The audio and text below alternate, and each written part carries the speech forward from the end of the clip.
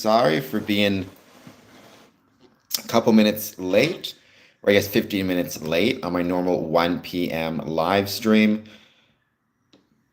I was just double checking on something and had a technical snafu, but I'm here now. So thank you everybody for joining. Please take a moment, as always, to hit that like and subscribe button. I'm going to be talking. Actually, I was going to talk about the broached thurnel, which you can spell 300 different ways pursuant to the internet.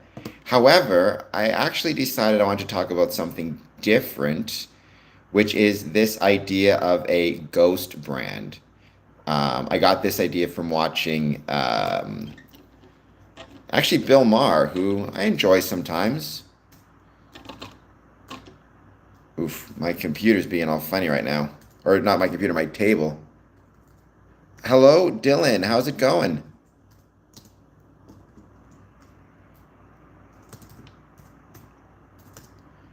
If I could get this written. Evening for you, afternoon for me. But how is your day treating you?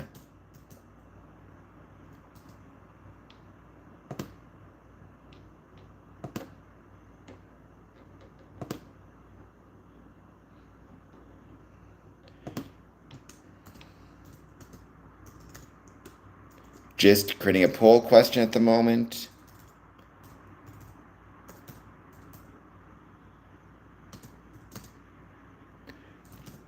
A ghost brand.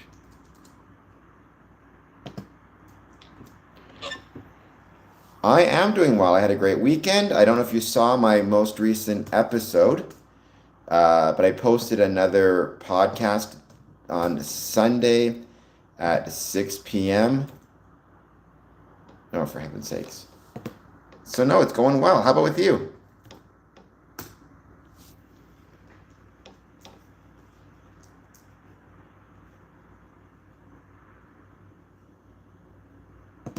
I want to give it a few minutes. We're going to see who joins. If I could get this poll question up, it'd be all the better.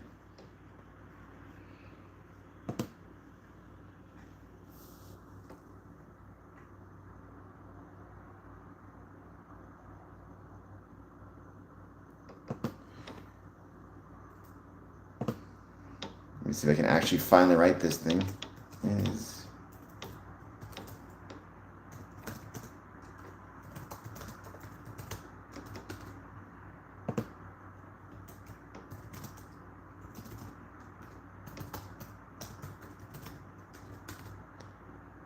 All right, there we go. Really, with this question, I could ask not is Freemasonry a ghost brand, but is Freemason or even the logo itself a ghost brand? I can talk about what that is, I think, what a ghost brand is, why I think it's relevant to Freemasonry to think about. However, we'll give that a few minutes. In the meantime, let's wait to see who jumps in the chat to say hello. Hit that like and subscribe button and let me know any thoughts you have on Freemasonry, positive, negative, or neutral. I'd love to hear them.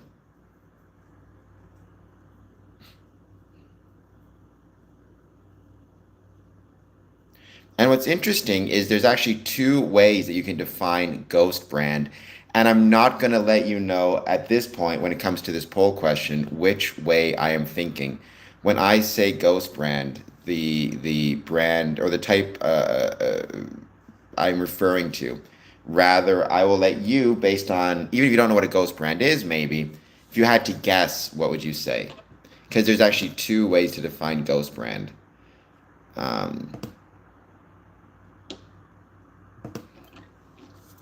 But please take a moment, hit that like and subscribe button. As always, thank you for being here. And let me know how you're doing. The first hour, though, we tend not to have, I'll just talk and hang out and chat. It's the second hour that I have specific discussions. And in this case, it's going to be the idea of ghost brands.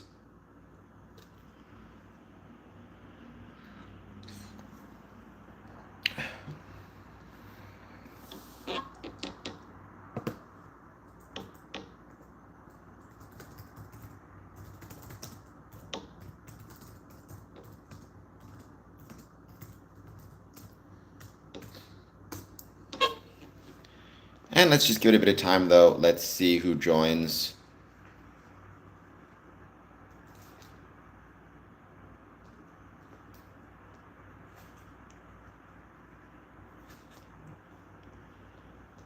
And yeah, we'll give it a few minutes, few hours. Anybody jumps in the chat to say hello. Any thoughts you have on Freemasonry, positive, negative, or neutral, I'd love to hear them.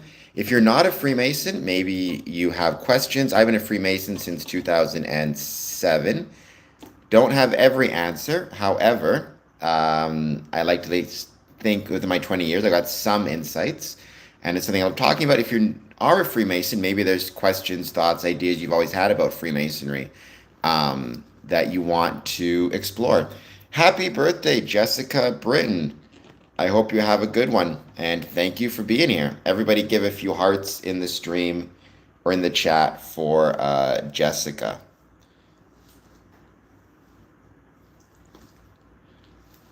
Birthdays are always fun, and I'm very happy that you decided to be here for a few moments to share some of your birthday with us. And Jessica, I do hope you'll hit the like and subscribe button as well. And maybe give a few, we can give a few hearts in honor of the birthday.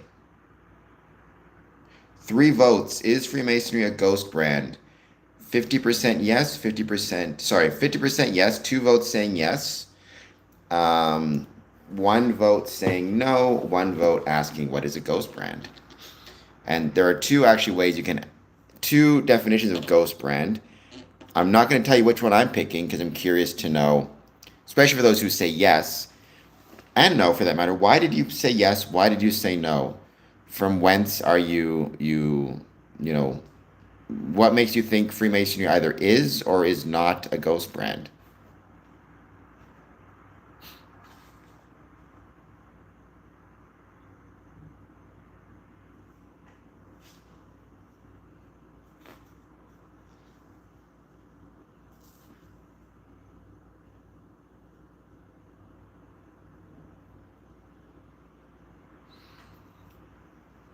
And let's give it some time and let's see who joins.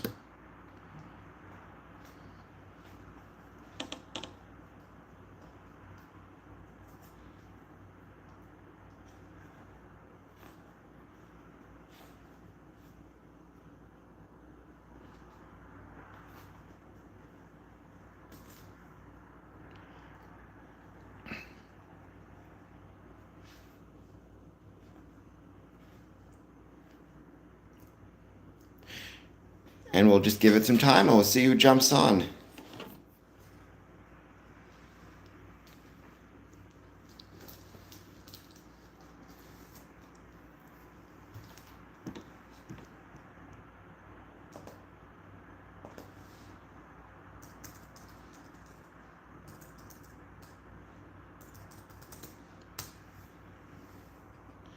So we can get this better set up. There we go.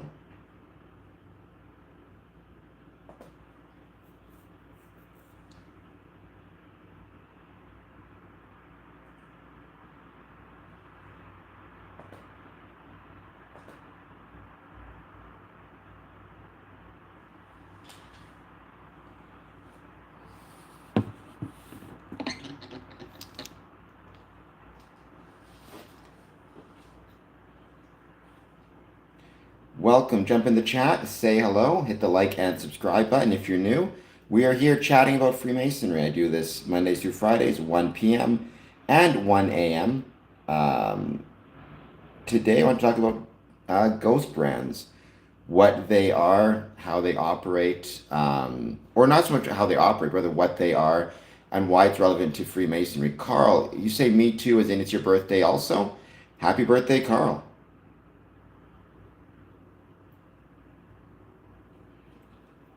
Sorry, Fran, I can't see what you're saying. Theophilus. Ola, how's it going? Thank you for being here. I hope you're doing well. Let me know how your day is going. And if you have any thoughts, anything you want to share on Freemasonry, if you answered the question as to a ghost brand, what it is, and any thoughts you have. Hello, Dad. How's it going? I got your email. I'm glad that you are getting got your medicine and all that jazz. Thank you for joining. What is in circles, Theophilus? Do you mean ghost brands in circles?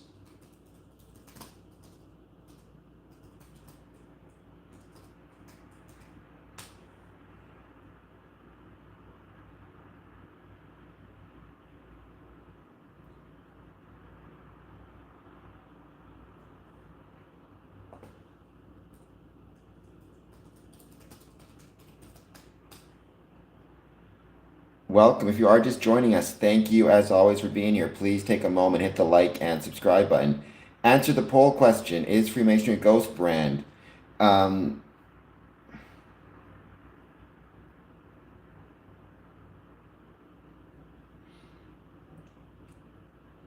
well, I'm curious what people, and I'm not trying to be one of those, I'm not trying to pull like a Jordan Peterson, I promise.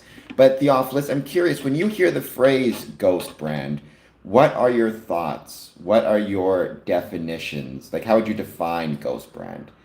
If somebody were to say that to you on the street, I'm curious what your thinking is to see how potentially close you might be. Carl says Jesus is a ghost brand. I'm curious, Carl, what you mean by that. Do you mean, I can't tell you being sarcastic or making kind of a joke on the idea of being risen from the dead? Because if you mean Jesus is in the church, you might be on interesting in terms of a right track. Um, okay, so it seems like more as a joke. But if you consider that to be more religion or religious organizations, be it the Catholic Church, whatever it is, they could be described in some ways as a ghost brand as well. Um,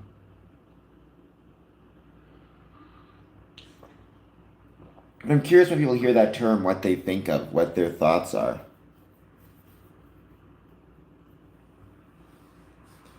And we got 6 votes. Yes, 33% no. So of the 6 votes, 3 people are asking the question, what is a ghost brand? By the way, if you are just joining us, please take a moment to hit the like and subscribe button and potentially help us out with some chat revenue. Um, Give a 99-cent super chat would be incredibly helpful. Even just 99 cents.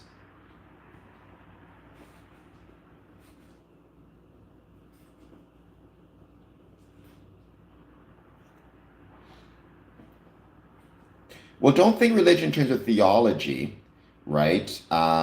Think religion in terms of involvement with religious institutions, be it attending a church, attending a mosque, but you mentioned Jesus specifically, so attending a church, attending a Catholic church, whatever it might be, right? Think about it as more involvement than anything else.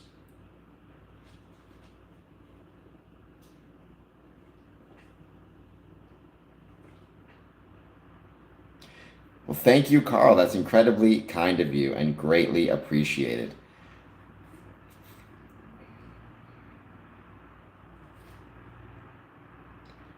Guess what I can do is maybe I'll take a moment to at least answer the question of what is a ghost brand.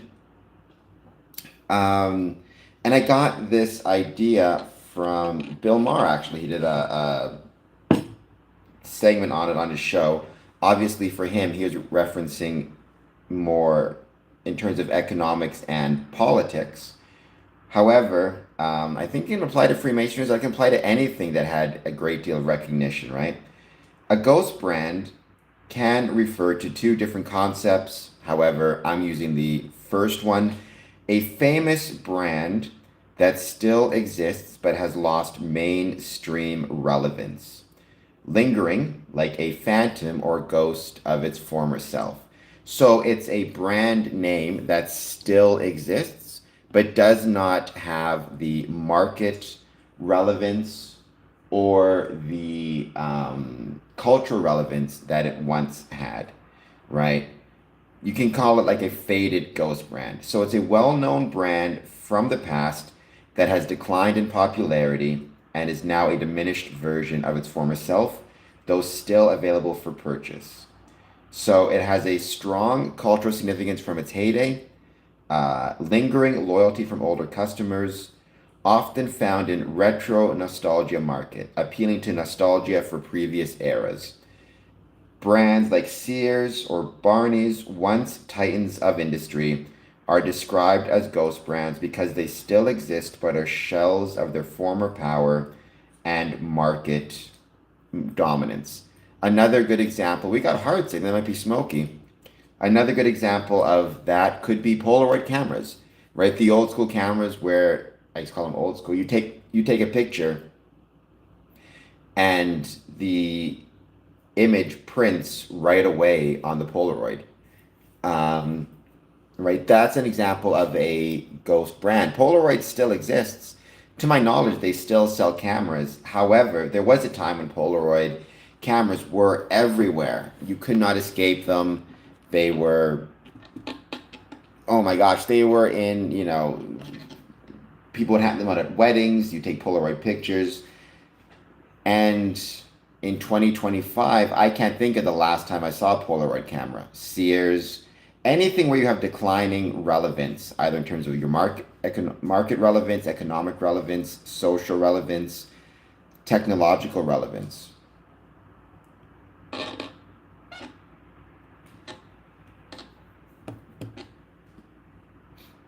Right? If you look at Wiktionary, the free encyclopedia or the free dictionary, right? Ghost brand is a brand that is no longer successful in the mainstream, but still retains some popularity amongst early consumers. And we'd be in the same boat potentially in Freemasonry, right? We're not getting new members to join, but we still retain our popularity amongst our earlier members who continue to show up. Um,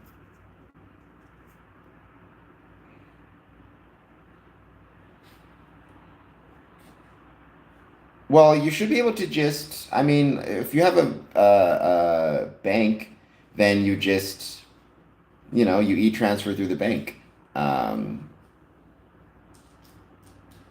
right, that's what an e-transfer is. So you just use the password I gave you in Discord, unless you are not set up with the bank, then you're kind of SOL.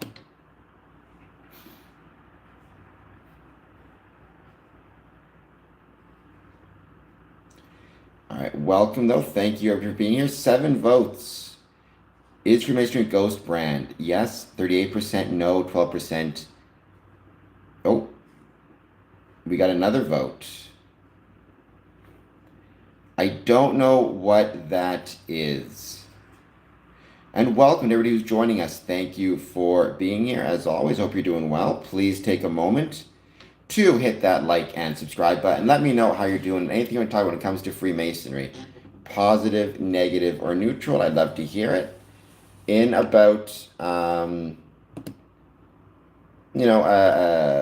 minutes, we'll start talking more about this idea of being a ghost brand. What is it? How you become a ghost brand, etc., etc. Thanks for the kind words in the email. You are welcome, Spirit, and thank you for being here, and thank you for sending me the email. I appreciated it. I appreciate seeing what's happening with you in terms of your Masonic journey, and I hope you'll keep sharing, and maybe one day I'll get the chance to visit in person. Because that would be awesome as well. I'd love to get to visit you in person. So what's next, Spirit, for your Masonic journey? And did you answer the poll question? And if you did, what are your thoughts? Is Freemasonry a ghost brand? Honestly, I probably could have asked that question better and said, is Freemasonry a ghost brand in the United States of America? Because, certainly in different parts of the world, Freemasonry is either growing or declining. Based on all sorts of different factors. So it may be more or less of a ghost brand in different parts of the world. So maybe even saying North America would have been a better way to put it. Are you done packing or unpacking, Smokey? Are you pretty much finished with all that fun work?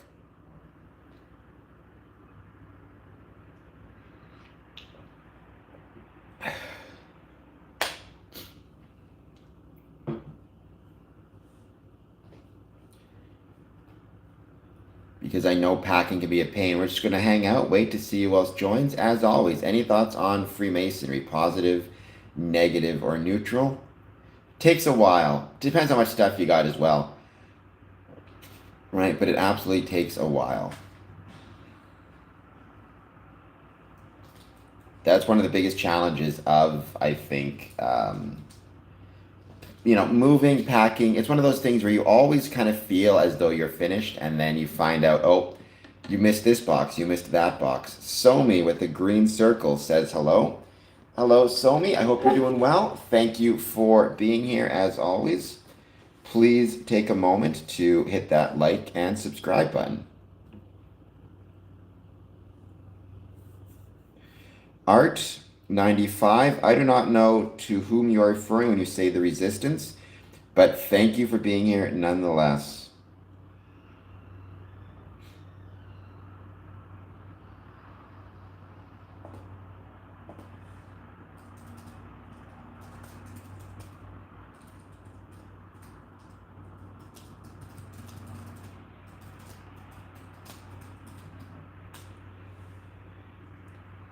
The resistance to what is probably a pretty important question, Art. By the way, Art, thank you for being here. Hit that like and subscribe button. I'm not trying to be a resistance to anything. I'm also not trying to be a proponent for anything. I'm just trying to talk about something I love, which is Freemasonry.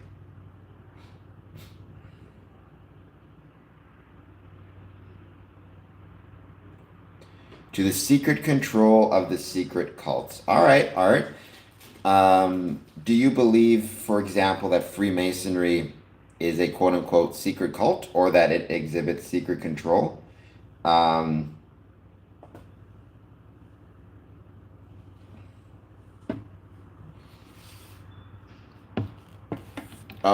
Art, I'm sorry to disappoint you. And by the way, thank you for being here. But Freemasons are not the Illuminati. I've been a Freemason for about 20 years. I joined in 2007. In that time, obviously, thanks primarily to this stream, I learned of the Illuminati, but they are different groups. They're different organizations. The Illuminati I don't even think the Illuminati exists anymore, to be perfectly honest. But it did exist in 17, if I recall correctly, 1717 is when it was founded. I think certainly by the 1900s, if not the 20s, the 2000s, it's defunct.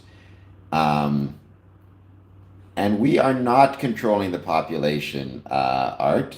Neither Freemasons nor Illuminati nor anyone is controlling the population, at least in my experience. But certainly, I'll tell you, Freemasons are not controlling the population. You know about the reptilians. I've heard conspiracy theories around the idea that a certain group of humans are actually reptiles hiding as people. I don't believe it, obviously. I think it's nonsense. But I've heard of the theory around this idea of reptilians existing. You're not interrupting, Art. You're always welcome to join. Thank you for being here. Even though you and I may disagree, if you want to stick around and keep up in the chat, you're more than welcome to. I'd like to get more familiar with the different lodge officer or official positions. Those are excellent things to wish to do, Spirit, and I wish you the best of luck. I'm sure that you will. I'm sure that that's a great goal. I'm sure you'll find success in that, and I think that's a really good idea. I think for new Masons, wanting to get more familiar with the officers and what they do is actually a really good thing, and something that can really help you grow within your Masonic, what's the word I'd use? Your Masonic career. They can shift, bro. Well, Art, I mean, identity theft is absolutely a real thing, and you got to be incredibly careful of it, especially in 2025 when we are so online. Unfortunately, for better or worse, identity theft can be a real thing. It's also something why I talk about within Freemasonry. We have to be so careful to ensure that when it comes to our lodge information, if we're a secretary and we're maintaining informations about our membership on our computers or whatever it is, our personal computers, that we're not putting them at risk of being found out. because that's people's personal info, right? Little things like using the blind CC if you're emailing a lodge summons, etc., etc. However, I don't believe that people can shapeshift or that there's a group of people that exist within the world that can shapeshift. And Captain Blackbird, I can't tell if you are um, being serious or not. If you're not being serious, that's good. If you are being serious, then I hope that maybe you find somebody to talk to. Um, go to the hospital, talk to a professional. If you think that somebody is staring at you through the vents or shape shifting. Um, and spirit, I think you're absolutely right. I think that's the absolute best approach to take. I think what you need to do is absolutely. That's what I did, right? That's what I'll say. That's what I did. That tends to be what I advise people. You can be incredibly desirous. Um, you can be incredibly desirous after you become a Freemason and after you get your third degree to want to join everything right away, to join Scottish Rite, to join York Rite, um, to join Shrine, whatever it is, to become officers. I think, Spirit, you're taking the absolute right approach. Start by focusing on the Blue Lodge. I didn't join Scottish Rite until I'd already become the worshipful master of my lodge, until I was out of the East. I think, Spirit, you want to do, personally, I think that's the best approach. Understand your lodge, understand how it works, understand how you can be most useful to your Blue Lodge, and then consider joining Scottish Rite or York Rite. So yeah, Spirit, that my personal opinion, I think you're on the right track. Well, Super Need, how about you give me a super chat of $5? I will not send you any of my fluids. I'm very sorry to report, but it would be appreciated. And you cannot, Super Need, you cannot. I'm busy enough as it is. I don't have time to be either mailing fluids to people, nor do I have time to be worn as a hat. However, I hope that you will hit the like button, hit the subscribe button, and let me know if you have any thoughts on Freemasonry. I think, Super Need, I may have to put you, though, in a timeout for a little bit. Not that I don't appreciate you being here. In terms of, is Freemasonry a ghost brand? Yes, no, and what is a ghost brand? What is a ghost brand is still slightly in the lead, but yes, is that 36%? I would say yes, it is, but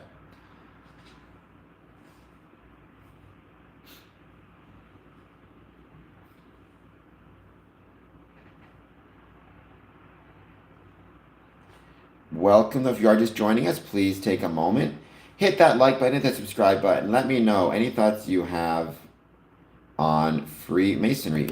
Cody Culp, I'm just gonna call you Cody. Welcome, Cody. I think you're new to the stream.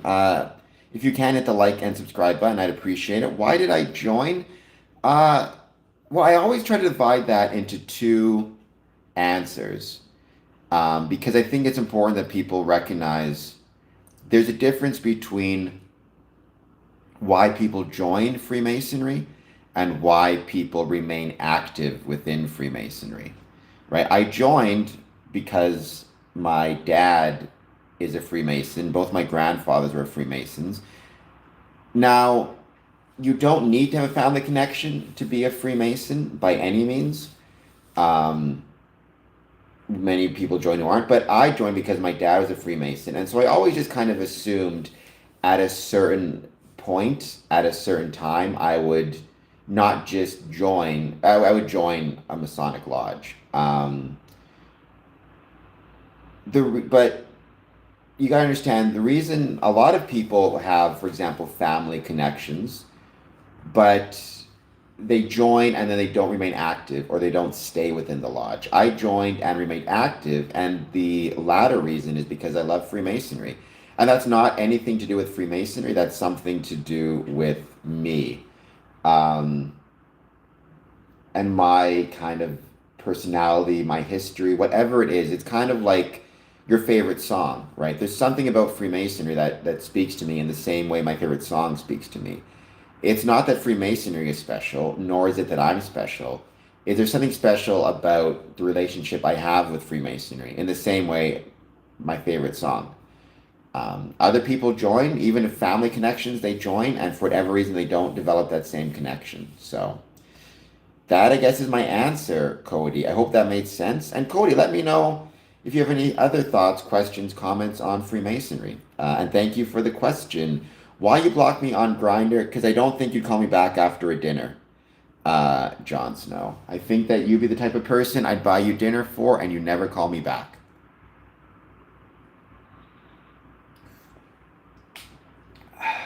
So, that's why. You seem like the love him and leave him type.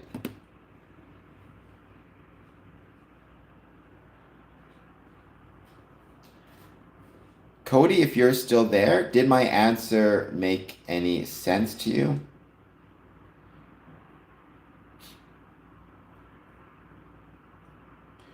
Uncle, well, this concerns me because you have three Ks in your name um, that are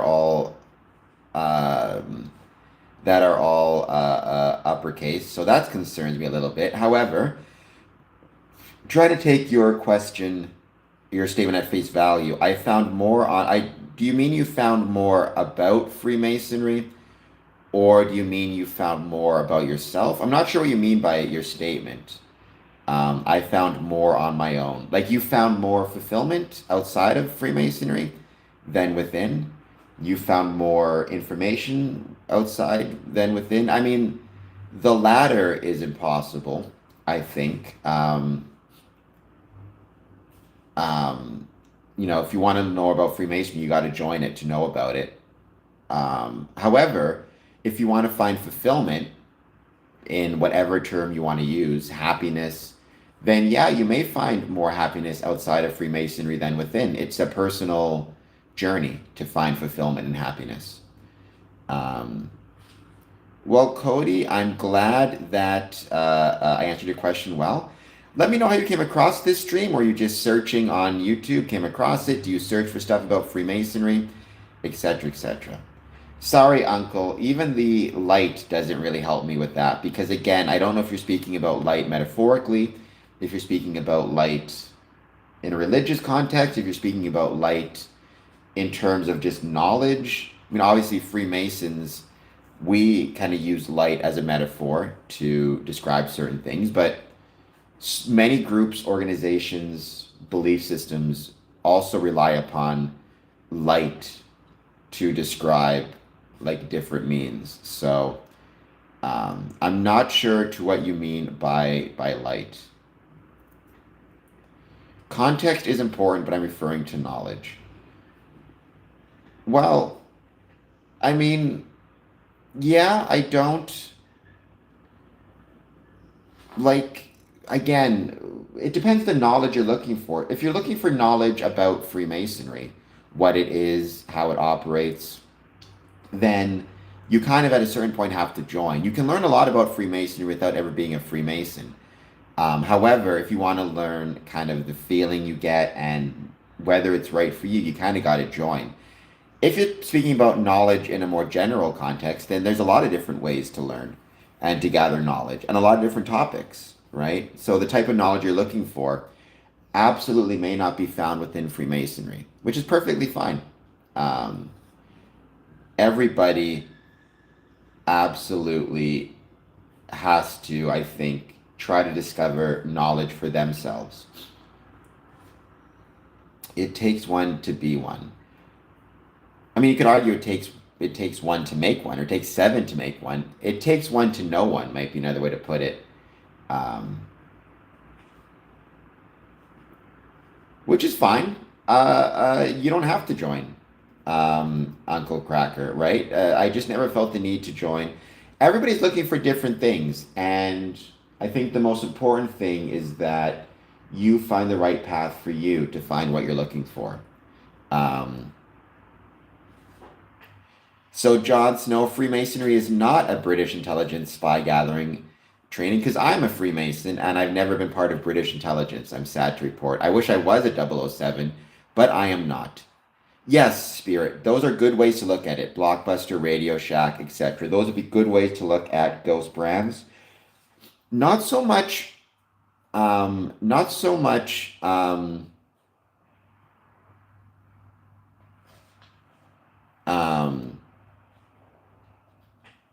Not so much Blockbuster because Blockbuster isn't a ghost brand anymore because it just no longer exists, right? Ghost brands,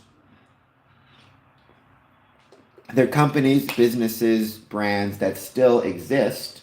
However, they have minimal relevance. So, for example, in the couple years leading up to the end of Blockbuster, Blockbuster would have been a ghost brand, and then it just ceased to exist, right? I think Radio Shack still exists, but its cultural relevance and importance is so limited that it would be a ghost brand. Which rite did I take? I became a Scottish Rite Mason. I'm 18th degree Scottish Rite. By the way, Jon Snow, Uncle, Coldy, I think it was. Take a moment to please hit the like button, hit the subscribe button, um, and even do a super chat. I miss Blockbuster too. I loved Blockbuster.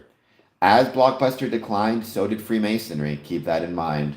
I'm not saying it's a causation, but there's a correlation there, and that correlation is actually really important because I believe the causation is the same.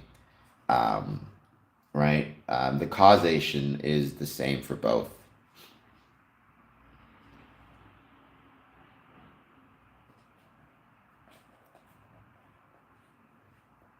When you say what have they done, what are some of the things you think that they've done? Um,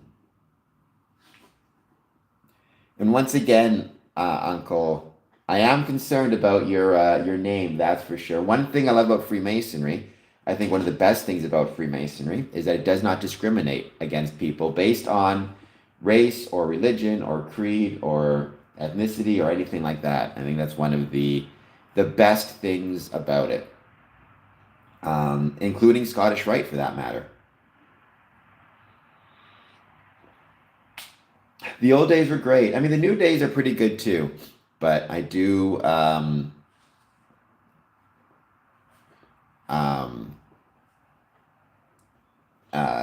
the new days are pretty great, but there's a lot of things in the old days that I loved.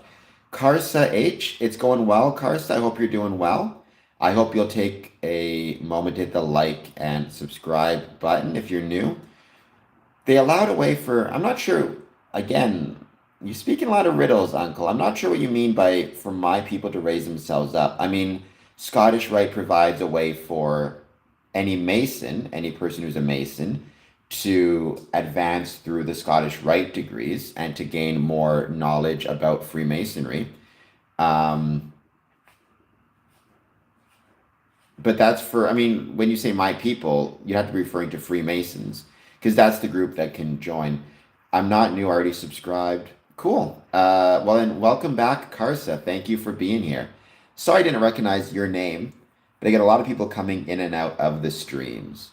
By the way, everybody watching, if you are new, hit like and subscribe. Answer the question, is Freemasonry a ghost brand?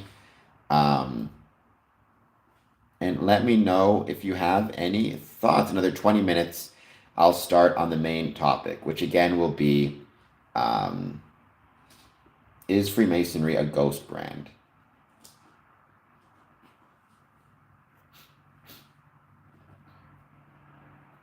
Or when you,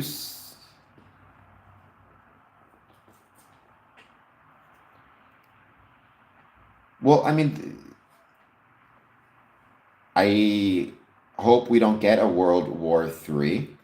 Um, I mean, I guess every Mason, I would hope, I guess every person, I guess, would be hoping that we don't get a World War III, especially with the type of technology we have and the weapons we have in 2025. Um,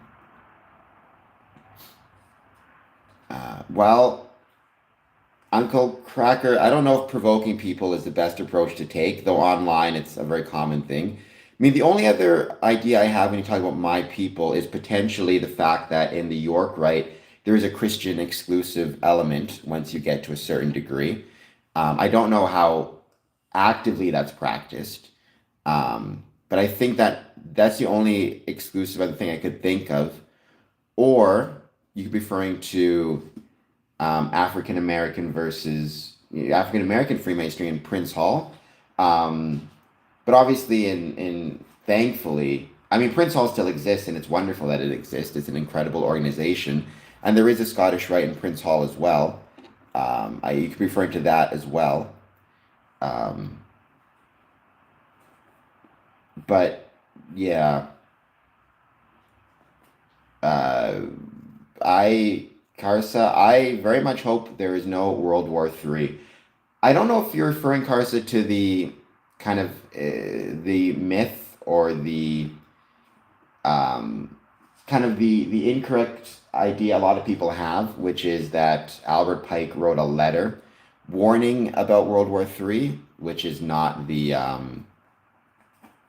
um, which is not the case. It's actually a myth. He did not ever write a letter predicting World War III. So, well, if you're referring to Prince Hall, I mean, so Scottish Rite, Freemasonry, right? Thankfully, again, I quote unquote AF and AM, accepted free and ancient free and accepted, excuse me, Freemasonry, right? It welcomes certainly my jurisdiction, every jurisdiction I've traveled to welcomes men of all different faiths and beliefs and races and ethnicities. We still have, in the States, I believe it's 41 Prince Hall jurisdictions, if I recall correctly. In Ontario, there's a Prince Hall jurisdiction. They're a great group as well. I'm very proud to call Prince Hall part of my Masonic family. Um, and I've been honored to sit in lodge with Prince Hall Masons. Um, I do feel there's about to be a civil war.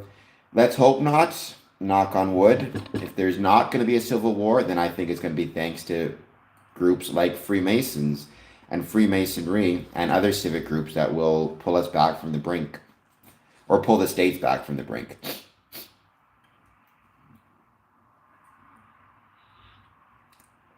I'm a Jewish Freemason. There you go. Perfect example, Boss Troll.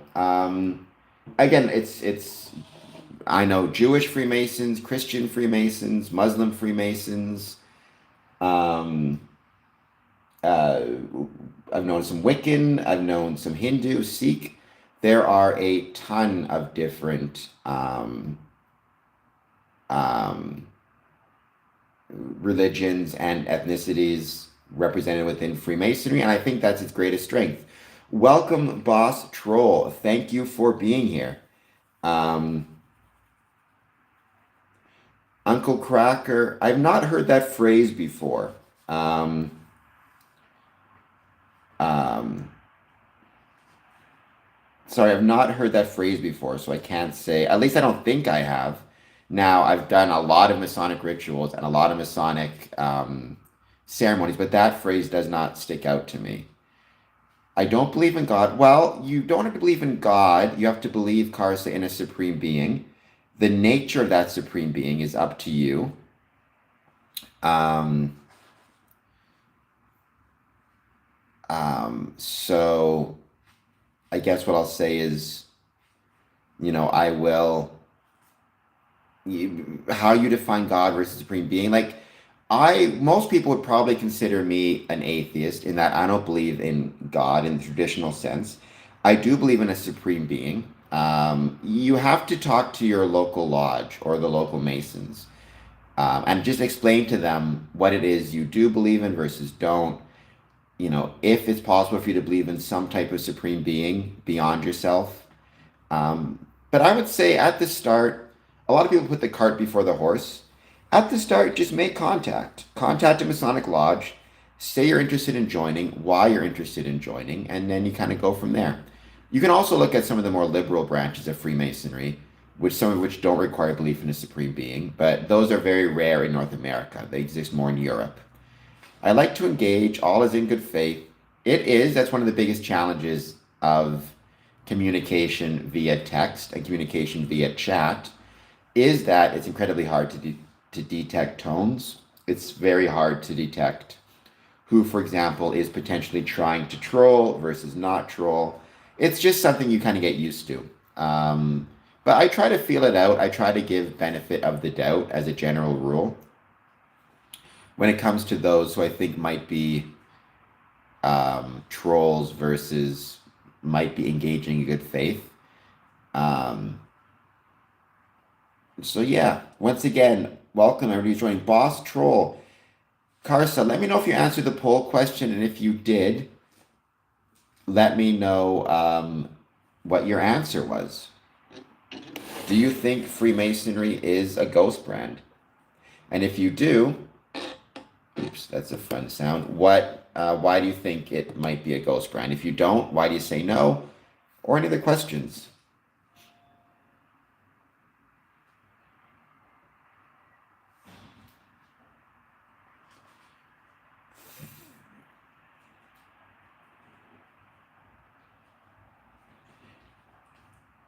Well, there you go. Even though, um,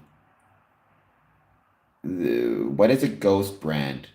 Well, so ghost brand is not unique to Freemasonry. It's not the type of thing you'll necessarily hear about in your lodge. Although honestly, if more lodges were to talk about the ghost brands, maybe they could take some steps to try to resolve it. Right, a ghost brand refers to a once famous brand that still exists but has lost mainstream relevance, lingering like a phantom of its former self. Right, so it's a brand that had strong cultural significance in its heyday, has lingering loyalty from older consumers or older customers, um, can be found in nostalgic markets. So it's brands like Sears, Barney's, titans of industry that still exist but are shells of their former power and market dominance. Or you could look at it not from an economic perspective, but the idea of social dominance or cultural dominance. Not even dominance, relevance, social relevance or cultural relevance. Well, then I hope that both of you guys, Uncle Cracker, Casa, will take a moment to answer the poll question. I hope so as well. Whether we do or not, I don't know, but I hope to see that as well. It's going to be tough because first we have to figure out why we may have potentially become a ghost brand and then what we can try to do to resolve that.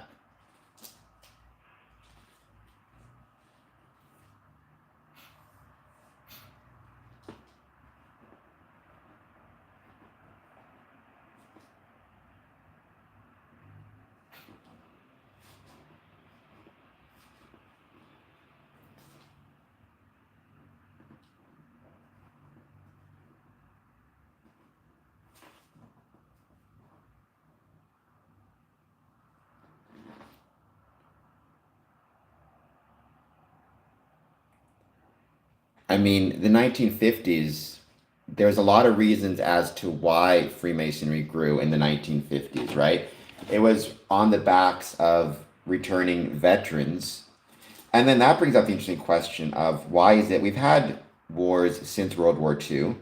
Not, I mean, I say North America, maybe not to the extent, and yet we're not, after, for example, the Vietnam War, the veterans returning from the Vietnam War were not joining Masonic lodges near to the same extent as the returning brethren from, or the veterans returning from World War One and World War Two, which obviously brings up the question as to why. What was it about potentially, the lack of relevance from the 1960s versus the extent of the relevance in the 1950s? What caused that drop in relevance? And why is it that veterans returning from, let's say, Vietnam were not interested in joining Masonic lodges to near the same extent that World War II and World War I veterans were interested.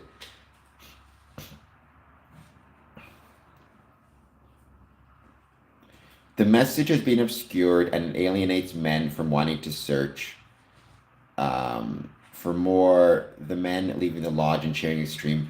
Well, so the extreme stories, I'm very hesitant to believe those. Not that men aren't going online and sharing quote unquote extreme stories. I mean, I've been a Mason since 2007. I've attended well over 1,000 Masonic events from around the world, everywhere from the Philippines through to Rio de Janeiro, through to North America. At no point have I ever seen anything that I would describe as extreme, um, and that includes within the Scottish Rite. So it makes me think that the people sharing these stories are potentially either part of clandestine Masonic lodges that are not legitimate, or um, yeah, or just lying, really, one or the other. Um,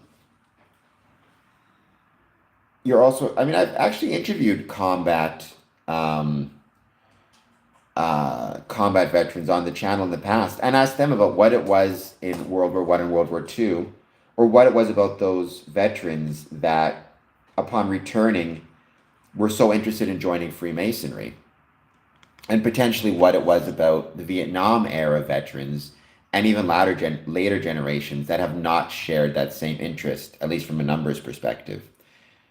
The message has been obscured. I mean, that's interesting, but Uncle Cracker, what would you define as the message of Freemasonry? Um, because I think one of the biggest questions is, or debates, is how do we define the Masonic message? What is it? What does it mean to be a Freemason? What message are we trying to send? Um, because the one of the greatest strengths, but also the greatest weaknesses of Freemasonry is the fact that I would argue there is no universal message therein. Rather, everybody kind of decides for themselves how they want to interpret Freemasonry and what it is, which is a strength but can also be a weakness if there feels that there's no common purpose. It looks like Masons deify George Washington.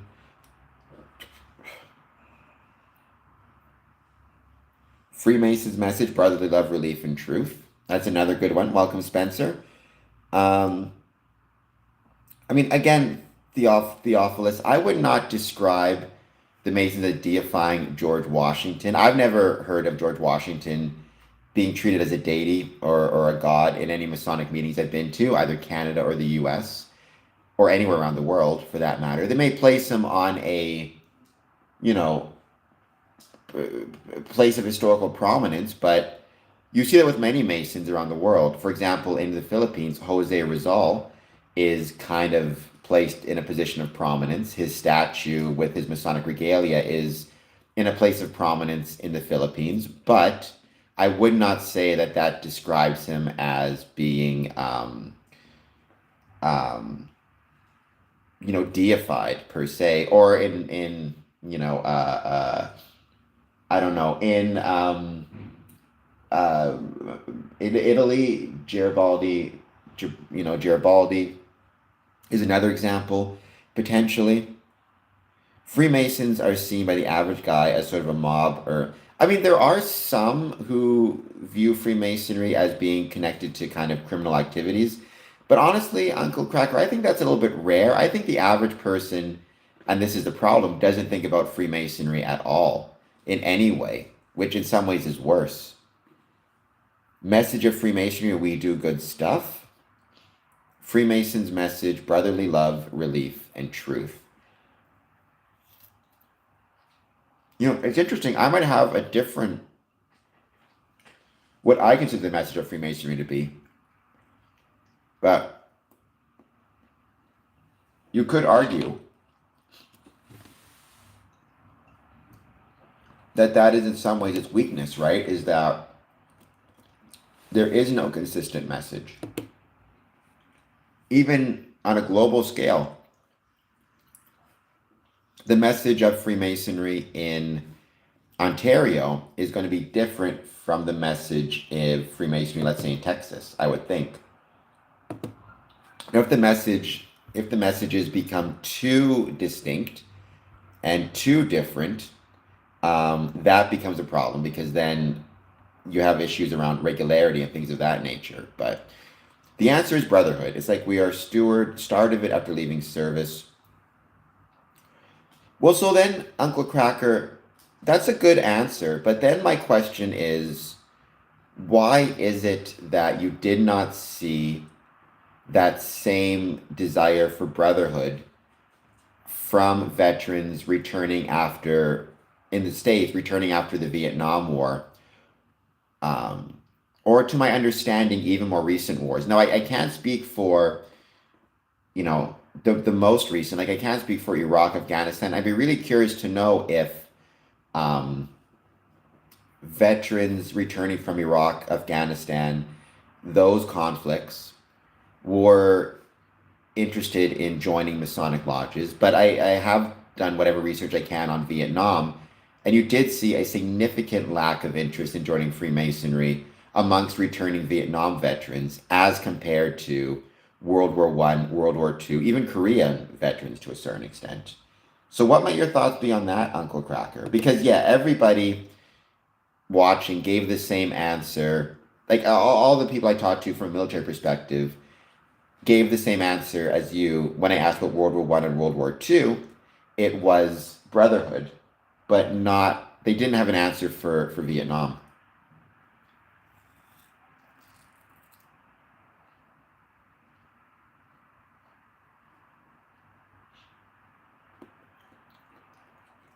So, do you think that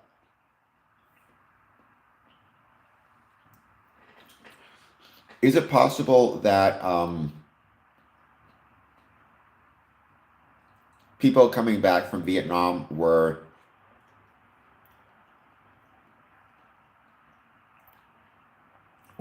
suffering from PTSD at maybe greater rates than um, World War One and World War Two, or and when you say not having to pay, when you say, do you think that the cost was prohibitive, or didn't because you're paying to join, didn't feel like the same kind of feeling of brotherhood that you would get otherwise? Although what I will say, people from World War One and World War Two had to pay as well to join, and honestly, probably as a as a percentage or as a proportion of their total disposable income, it was probably more expensive for World War One and World War Two veterans to join Freemasonry than it would have been for Vietnam era veterans. Um, adjusting for inflation. I wouldn't be able to say that for sure. I'd have to look at each, but generally speaking, dues have not increased with inflationary pressures. So that's interesting, Uncle, because the little I know, you would think it would be the opposite, because certainly, I think in World War One and World War Two, the ability to leave the battlefield for shore leave, like you were, you had to take a what a a military transport, a ship to get to and from the battlefield. That could take months just to get to Europe. You know, the trench warfare technology was worse, medicine was worse. I mean, battlefield medicine compared from World War One to World War Two to then Vietnam. I mean, it's leaps and bounds better. I know a little bit about this because very little, because I'm missing my legs, right? I'm in a wheelchair, and in Canada we have this thing called the War Amps Child Amputee Program, and what it is in World War One and World War Two, Canadian veterans returning from war who are missing limbs, started a program for themselves called the War Amps, War Amputees, and it was to help war amputees, people who lost limbs in war, get access to different types of prosthetic limbs and prosthetic devices and learn how to reintegrate with this disability, with this amputation. And then in the 70s, so you had war amps started in World War One, World War Two, a whole new set of war amputees come back and need help. But then in the 70s, these war amputees realized, hey, we've developed and learned, and we've developed these skills and learned all about prosthetics, prosthetic limbs, how to adapt to society with our amputations.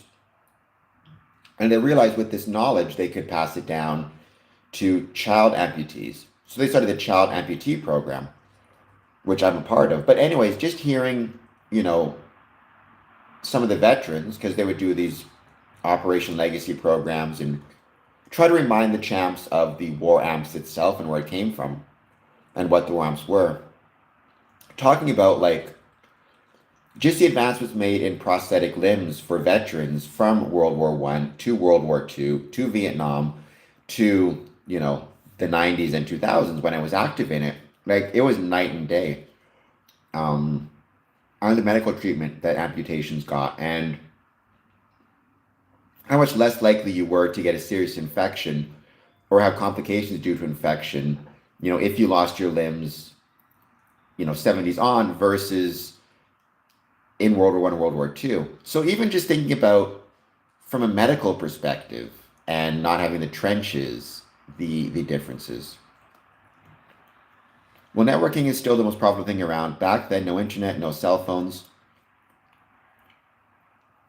Well, Uncle Crack, you bring up and Shell Shock, absolutely. You bring up a very, very good point, Uncle Cracker. That is, without a doubt, one of the biggest challenges that we're facing within Freemasonry. Not even networking. So certainly, and it's funny, they had actually a negative name for it. They were called Barry the Joiner. So in the 1920s, there was this I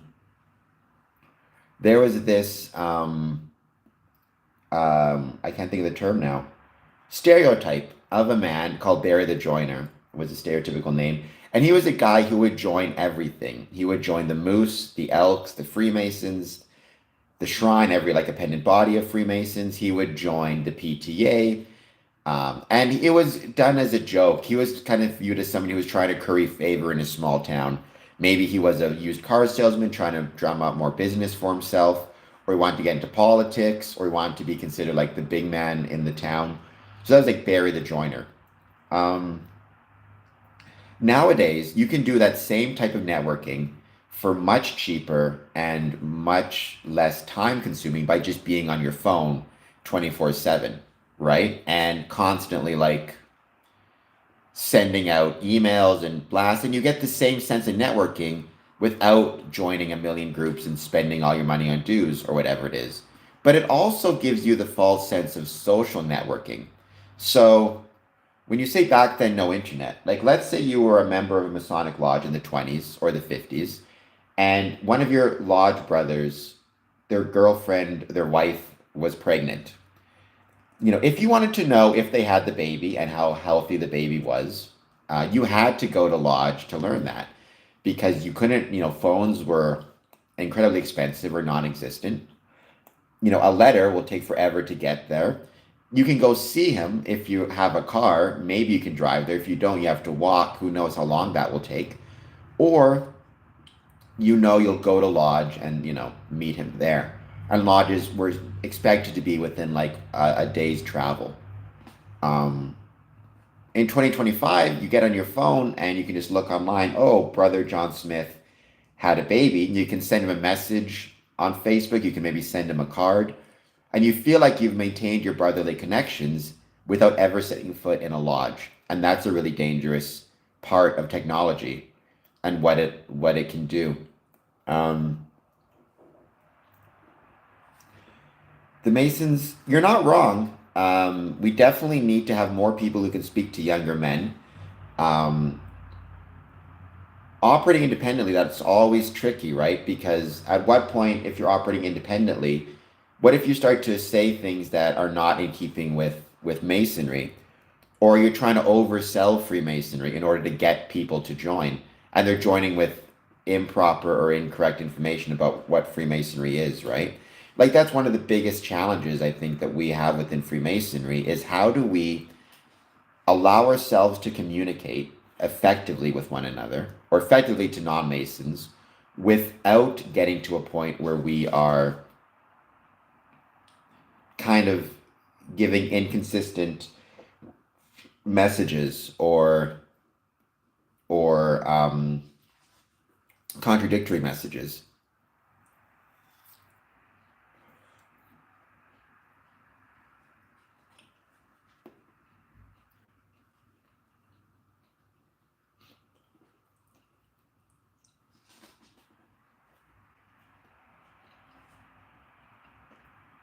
I'm giving it a couple more minutes just to see who joins. Then I'm going to end this stream and, or sorry, not end the stream, excuse me. I'm going to start talking about what is a ghost brand and how Freemasonry could be considered a ghost brand. Of the 24 votes, yes got 25%. So 6 votes for yes, slightly more for no, and about 11 votes for what is a ghost brand.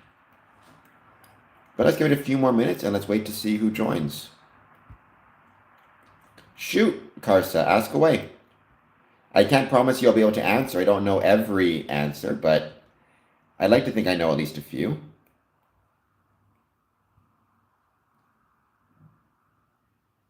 Welcome, Jocelyn, by the way. Thank you for being here. And by the way, if you're watching this, please do a couple minutes. Give us a super chat. Even $1 helps out big time.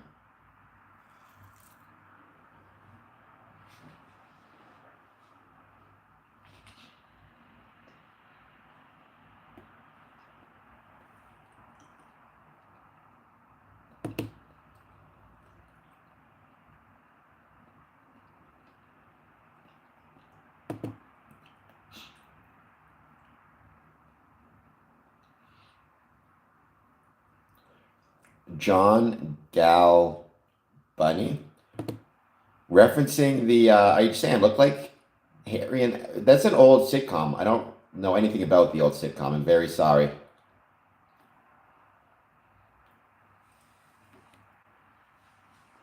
But welcome nonetheless.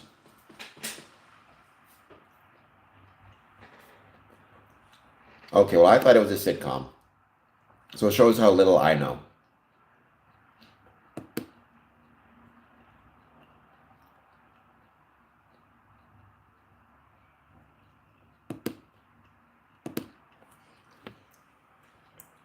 Just waiting for Karsa to ask the question if it comes through.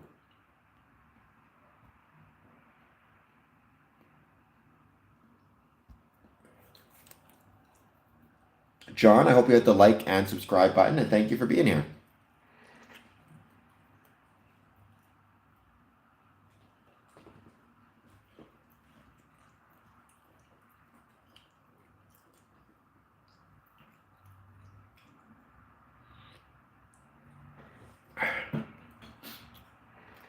I'll give this another couple. I want to wait for Karsa's question, and then I will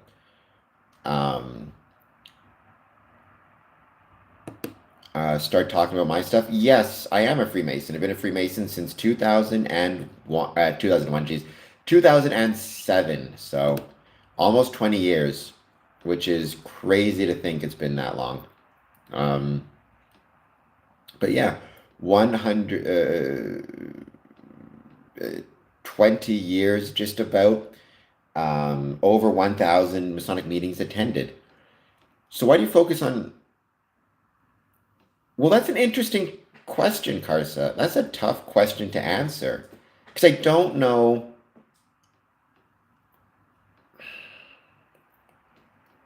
Gosh, what a good question, but it's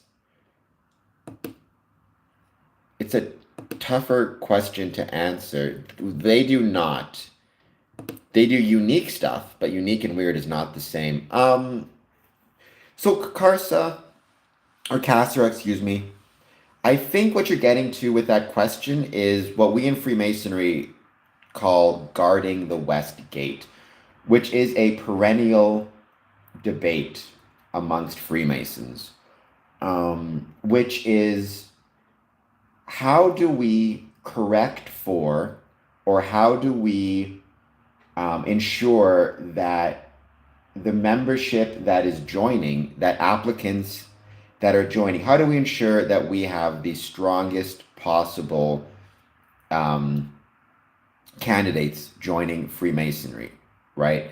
Now, part of it is we don't recruit one way or the other within Freemasonry, right? That's always been something that we're opposed to. That doesn't mean we don't solicit. That doesn't mean we don't properly solicit. So that doesn't mean, for example, we as Freemasons cannot march in parades for like communities. Let's say the community is having a Thanksgiving Day parade. We can't march in it. We can't set up a booth in a at a fair, or we can't give a charitable donation on behalf of Masons or have an open house. We can do all of that stuff, right? We can't really go up to, though. We can't, let's say there's somebody I know who I think would be a good Mason. I can talk to him about why I love Freemasonry, but I can't go up to him and say, like, we're recruiting you to join, right? So we are kind of at the mercy of whomever is at first interested in applying. But then, once they've shown that interest, we as Freemasons have to then determine which applicants are the strongest, which we want to let in and not let in. And honestly, that's been a real challenge because, like, how do you define, like, what would make somebody a strong applicant, a strong member? What are the characteristics that you're looking for when you have an applicant in front of your lodge that would make him strong, right? And no one has really any good answers to that. Like, there have been people who've applied to join Freemasonry that I thought would be, crummy, that would not amount to much, who've actually gone on to do pretty well within Freemasonry and go pretty far. There's also been people who've joined who seemed very strong. Um, who applied and turned out to be not much. One of the biggest challenges, like, so Kasra, how would you define a strong member, right? Or not even member, because it's not about membership at the quote unquote application stage or the solicitation stage. How would you define a strong applicant? Like, what are the types of things that you might be looking for, Kasra? Um, when you're trying to, or let's even younger, when you're trying to recruit a strong member. A ghost brand, well, hello, Mr. Keeps. A ghost brand would be the type of brand that um, has lost relevance, either economic, cultural, social, or a combination of all of the above, but still exists in some form. Sears or Barney's. Sears might be a good example of a ghost brand. It still exists. I know where Sears is, but the last couple of times I've been in the store, it's been dead empty. Whereas as a kid growing up, it was um, well, I appreciate that, but you don't have to worry about ever being rude to me. It's online, so it's okay. If you're not, if you can't handle rudeness online, then you shouldn't be online. Having said that, though, Mr. Keeps, that's very kind of you, and thank you so much. You could argue, for example, Blockbuster.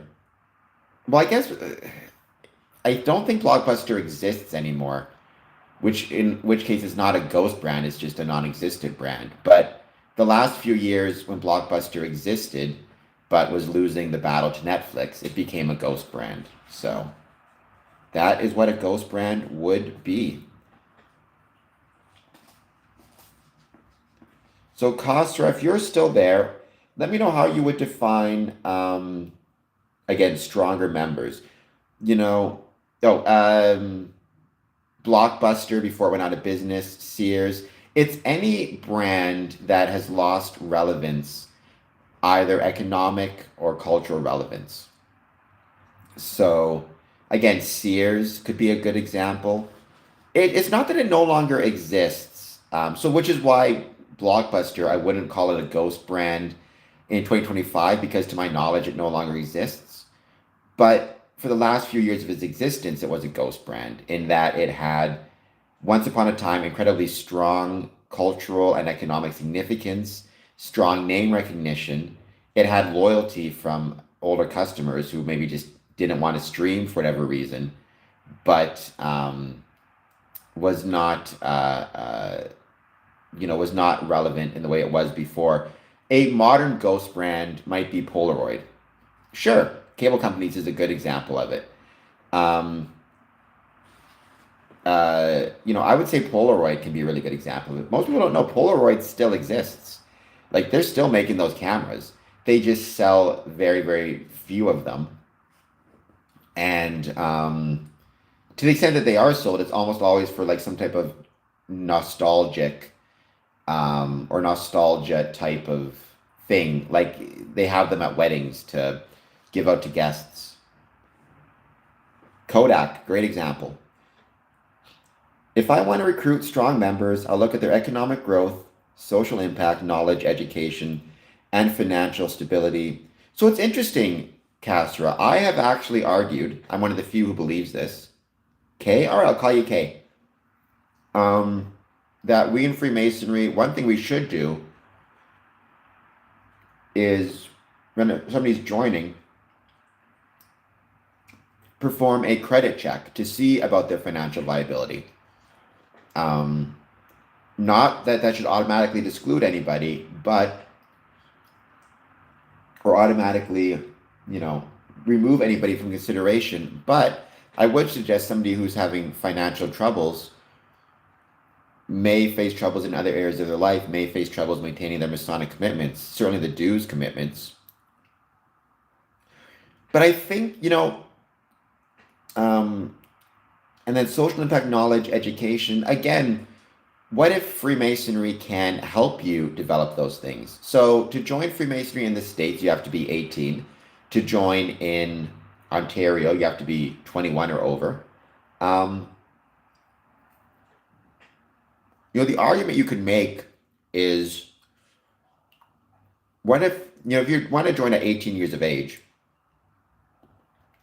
you probably don't have a ton of social impact, knowledge, education yet, but you want to develop that, and Freemasonry can help you develop that. Or is it a matter of waiting till they get those things and then they can join?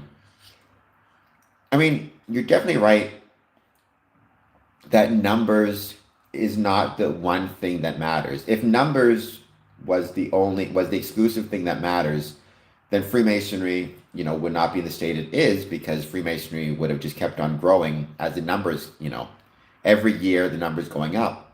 It has to be about more than just numbers because it's impossible to expect the numbers to go up forever. And if all you're looking at is names on a piece of paper, names on a lodge register, that's not really a sign of a healthy lodge. I've argued that one thing we should look at for new membership is personality testing to see if they have a certain personality type that is more likely to be supportive of or more likely to respond well to Freemasonry. The Bay, another great example.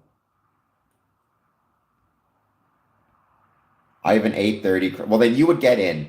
And again, I'm not suggesting that having a crummy credit score is an automatic disqualifier. I don't think that should be the case. But I think we as Freemasons need to know as much as we can about the members who are joining, especially because almost across the board right now, Masonic dues are looking at going up. They should go up. They kind of have to go up. But it's worth talking to a member about like there is a financial commitment involved in this. It can be, in theory, as low as $40 a year to as much as $500 per year. It's probably going to go up across the board. People paying $40 a year are probably going to have to pay $100 soon. People paying $500 probably have to pay $750, $800. So bringing that up doesn't seem to be any relevant thing to me. And I think the Bay is a great example of that. You wish, you wish says they Masons also treat friends like slaves, and he put a hidden message like YouTube blocked it saying Masons are racist. I'm sorry if Masons are racist in your neck of the woods. That's not okay. Uh, to me, if you are following the rules, not even the rules, the philosophies and ideas of Freemasonry, then they should not be racist. I think Freemasonry as a philosophy would be opposed to racism. Of course, unfortunately, or fortunately, I guess it depends how you define it. Freemasons are people.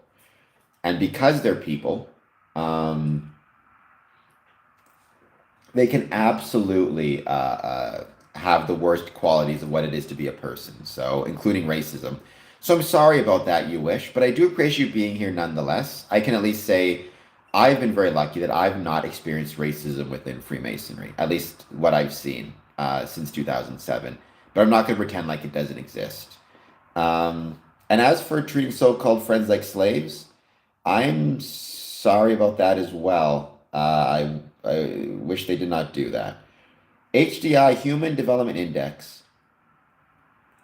I'm not. So I don't know what that video game is. Um, I'm not. I can understand. It's pretty obvious the dangers of some type of HDI, um, Human Developmental Index. There's an obvious issue with that, especially because not everybody starts at the same place. So how can you expect them all to be equal when it comes to like an HDI, right? Like somebody who, let's say, is born to a family, and the family ends up living on the streets or whatever it is, um, and they can't afford, what they can't afford, the same opportunities that somebody else is born with. Well, their HDIs are going to be very different because of the different opportunities with which they've been presented.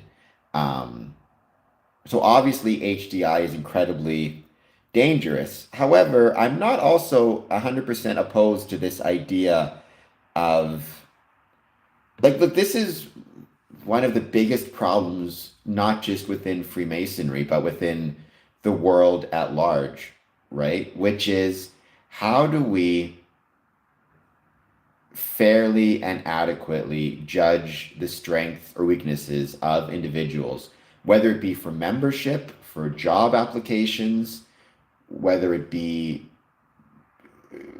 in education? Like, there's no simple answer to these things, right? And there's no simple answer to that from a Masonic perspective. Whenever you have a Masonic, somebody applying to join, like, let's imagine, for example, we go to Kasra's kind of idea of it, and you have somebody who wants to join who is a Aureliano. I pay $30 because they get the haircut and shaved at the same time.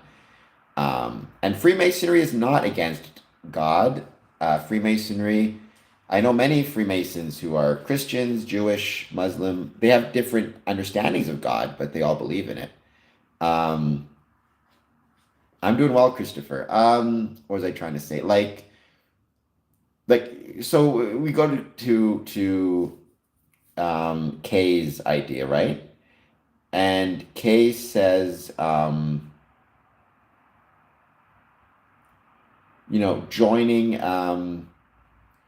joining, focus on getting people who are like strong applicants.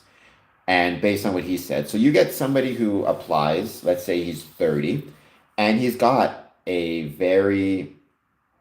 influential within the community. He's got he's financially successful. He's influential in the community. He's got a high social credit. He would have a very high HDI, right? And another person joins. Maybe they're 22, they're younger. Maybe their dad passed away, their mom is ill. So they've been focusing on caring for their mom. They haven't had time to focus on things like developing that knowledge, those skills, social influence. They're broke because their money's going to their mom. I mean, is it fair to judge one above or below the other? Right? I don't think so. So there's no simple answer, Kay. I get what you're saying, but it gets really complicated when you actually try to dig down into these things, which is why I think, again, the personality testing might be one approach to take to find strong applicants, because then it's not a judgment thing, and it's not, because everybody's personality is different, but I do suspect there are some personalities that are more likely to respond well to and enjoy Freemasonry. And at the end of the day, when anybody is joining Freemasonry, I want them to join something they're going to enjoy and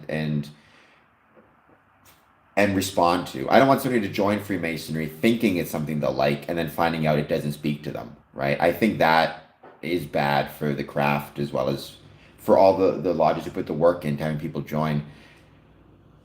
Well, you wish. My response to that would be to the idea of you can't follow um, man and follow God. I guess my response, well, so Freemasonry is not a religion, you wish. And my response to, hello, Keith, to the idea of follow man and God would be the Jesus statement, not a religious expert.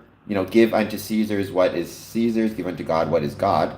You can follow, I think by definition, if you exist on this earth, you are to a certain extent following man. You're submitting to the police, you're submitting to the government of the day. Hopefully you are democratic and you can vote for a new one. You're paying your taxes. If you're going to court, you're submitting to the judge. However, that should not interfere with your ability to find spiritual salvation in your religious expressions. But that is not, you could put it to paraphrase that whole idea. I'd say, give unto the Masons what are the Masons, and give unto God what is for God. Right? Masonry, you give unto it here on earth what it's for, and then for your religious or spiritual growth, that is between you and your supreme being. It is not a cult either, you wish. I'm very sorry to report. And Mr. Keeps brings up a very good point. No point in guarding the West Gate when no one is trying to come in. Mr. Keeps isn't wrong, and the argument I've heard in a few examples, and I think there's some truth to this, is like, I'm going to use a very crude example. So forgive me if you want to cover your ears, you can. In sometimes Freemasons talking about guarding the West Gate is a bit like me talking about which supermodels I'm ready to fuck. Like, there aren't no supermodels chasing me down at the moment, so maybe I should not be willing to have these super high standards when we're struggling, when I'm struggling, right? Like, being exclusive when no one is trying to join is probably not the healthiest approach to take. Now, there's not to say there's nobody trying to join. I've got some degrees coming up, but the numbers are so much lower than they used to be. Again, if I have 50 supermodels all sending me direct messages trying to get with me, then okay, I guess I can afford to, have pretty high standards. But if I just got one supermodel trying to send in my DMs, then maybe I shouldn't be so picky. Mr. Keeps is not wrong. What about the secrets that God? I don't. Sorry. You wish. I'm not sure what you mean by that. What about the secrets that God said you are not to keep? Do you mean the idea of taking oaths? Because, if you are, for example, a doctor and a Christian, you need to take an oath. If you are a um, in the military, police, I think even firefighters, I don't know, but police have to. I had a couple of jobs where I had to take an oath. When you go to court, you need to take an oath. So I'm not sure what you mean by this idea of the secrets. I mean, many different professions, jobs require both an oath, and in some cases, not just an oath, but an oath along with a requirement to maintain privacy. Like, for example, if you're a doctor, you have to take an oath and then you have to maintain confidentiality. If you're a lawyer, same thing. If God says you have to give an account for every idle word spoken, well, but I mean, nothing. So I'm not Christian, but I'll try to speak this from what I understand the Christian perspective would be. Nothing that's being done in a Masonic lodge is meant to be kept secret from the supreme being or from God, right? Like I would think every Christian, to my understanding, like understands that, like when he gets to heaven, he will have to give an account of his life and actions, and that includes what's done in a Masonic lodge. He's not trying to keep that a secret from the supreme being. He's trying to maintain his privacy as it relates to him and his brothers, as a way to maintain the bonds of brotherhood between us and between ourselves, right? It's no different than, I've used this example a million times, you wish. It's no different than having a family recipe, right? If you have a family recipe, you may choose, or you may say, I'm not going to share this family recipe on the internet. That's not because you're trying to, there's something evil or not good about the family recipe. It's just by maintaining the privacy of the recipe, you maintain the bonds between your family members. We in Freemasonry, we don't have a family recipe. We have our ritual and our ceremonies. And by maintaining the privacy of those ceremonies, it's a way to maintain the bonds of brotherhood between ourselves and our brethren.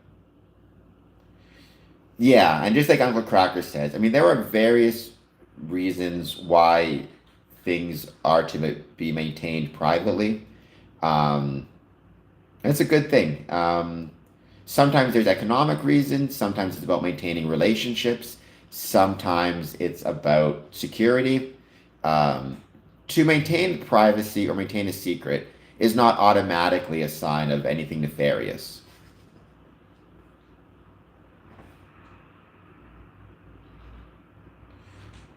I mean, and yeah, there's a lot of different types of obligations that exist within just religion, non-religion, civic life, civil life, civilian life. I mean, pick your terms.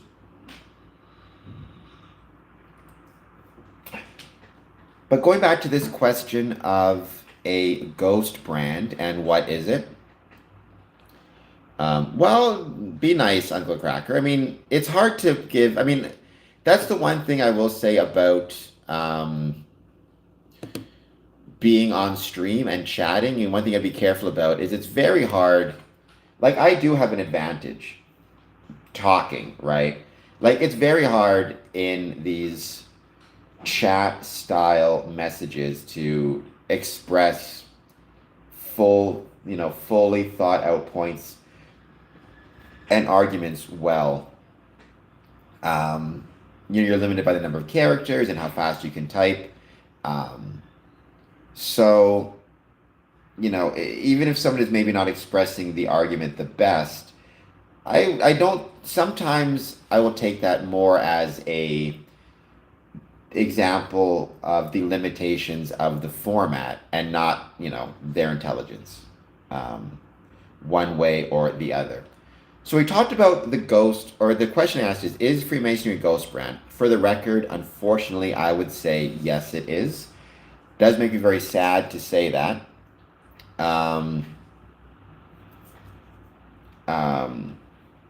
Because I love Freemasonry, but I would consider it a ghost brand. And then the question becomes, can we no longer be a ghost brand?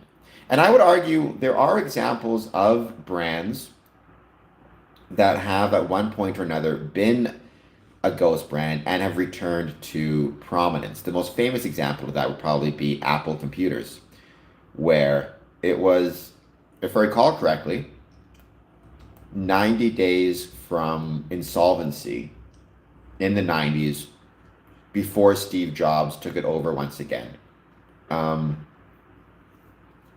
the definition of ghost brand, again, is a once famous brand that still exists but has lost mainstream relevance, lingering like a phantom of its former self. And when we say relevance, we can mean economic relevance, cultural relevance, or social relevance. So again, the definition: a well-known brand from the past that has declined in popularity and is now a diminished version of its former self, though still available. So the brand still exists. You can still engage with it, join it, purchase it, whatever it is. But it's declined in popularity and declined in relevance. The characteristics of it are a strong cultural significance from its heyday, lingering loyalty from older customers or consumers, and often found in retro nostalgia market. And that's no worries, Uncle Cracker. You didn't offend anybody.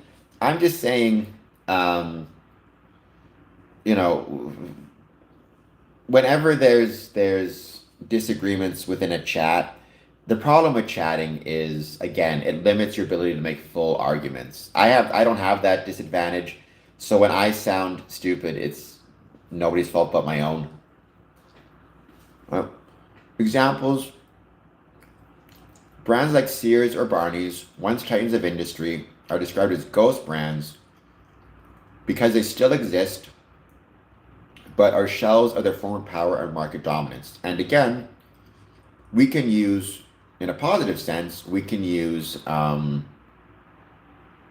Apple as an example of something that was declining in relevance significantly but came back. I'm a Gnostic Christian. So Gnostic, from the Greek word for knowledge, right? Aren't there certain Gnostic chapters of a Bible you have, or like Gnostic books that are not in, let's say, the King James Version of the Bible?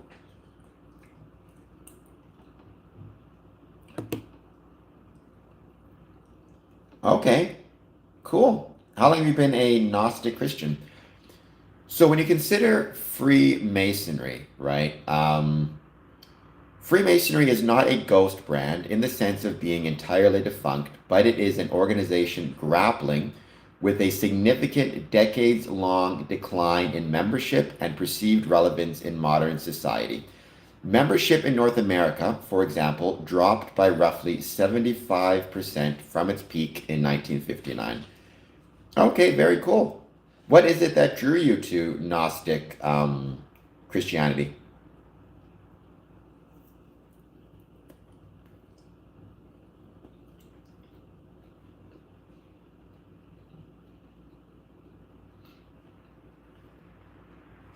So key factors contributing to declining relevance: competition for time. I mean, this is from Google, but I think it's pretty accurate. But going back to this, so one of the characteristics of a ghost brand is strong cultural significance within its heyday. Now, symbolism, metaphysics, and spiritual aspects. Okay, very cool. Now, you can argue,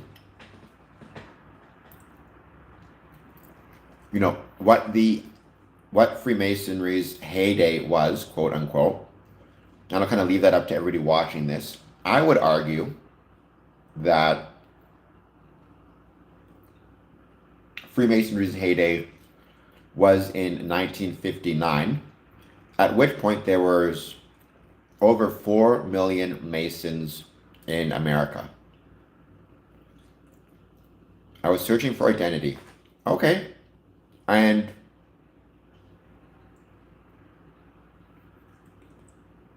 you found that identity in Gnostic Christianity?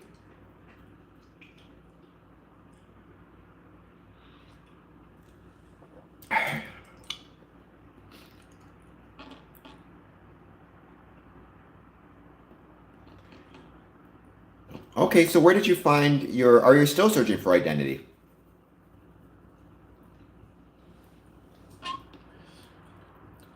right? And so if you consider again, 1959 as being the peak with 4.1 million Freemasons, our population, our Masonic membership has dropped by 75%. Hello, Sassy, from that peak. Um, Also, culturally speaking, I mean, even from the 90s, the cultural significance of Freemasonry. No, I did find it when I opened myself up. Okay, very cool, Uncle Cracker. I'm glad that you found that identity. By the way, Sassy, please hit like and subscribe. Um, um, in the 90s, you had, for example, The Simpsons Stone Cutters episode. Um, there's this, oh my gosh, I can't think of it now. The Copperhead Road song, where a Masonic Lodge is referenced in the song. You had a ton of sitcoms kind of making fun of Freemasonry, but in a playful way. The movie From Hell came out in 2001. Monty Python. One of the ways that you can recognize the relevance of something is not just the number of members it has, but also the extent to which it's referenced within different, the extent to which it's referenced in different pop culture of the time. Um, that's when you think Freemasonry's heyday was, 60s to the early 80s. Interesting. So a little bit later than the national heyday. Um, because nationally, numbers of Freemasons did start to drop in the 60s. Well, I experienced time in a linear fashion, Sassy Sasquatch, in a relative fashion. But I guess linearly would be the way. Welcome, Sassy. Um, but I mean, it wouldn't shock me because, again, Freemasonry in America got its start in New England, in kind of the northern New England parts of the country, making its way west and then south. So it would not shock me that both the start of Freemasonry in the western and southern part of the states was a little bit different, a little bit later. So too would the decline therein. Um, but again, whatever the heyday might have been, there's no question that the cultural significance, and whether that's true for Prince Hall Freemasonry or AF&AM, I mean, both cases, it's significantly in the decline. I mean, there are less Prince Hall Masons to start with, but their numbers are dropping pretty significantly as well at the moment. You also have lingering loyalty from older consumers. Lingering loyalty from older consumers would be equivalent to lingering membership from older members. And when it comes to this idea, I mean, the average age of a Freemason in Texas is 67 years of age. Um, the average age of Scottish Rite members, if I recall correctly, is actually over 80 years of age in some jurisdictions.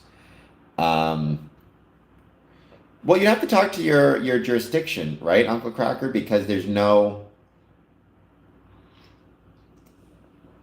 single jurisdiction that can speak for Freemasonry. Um,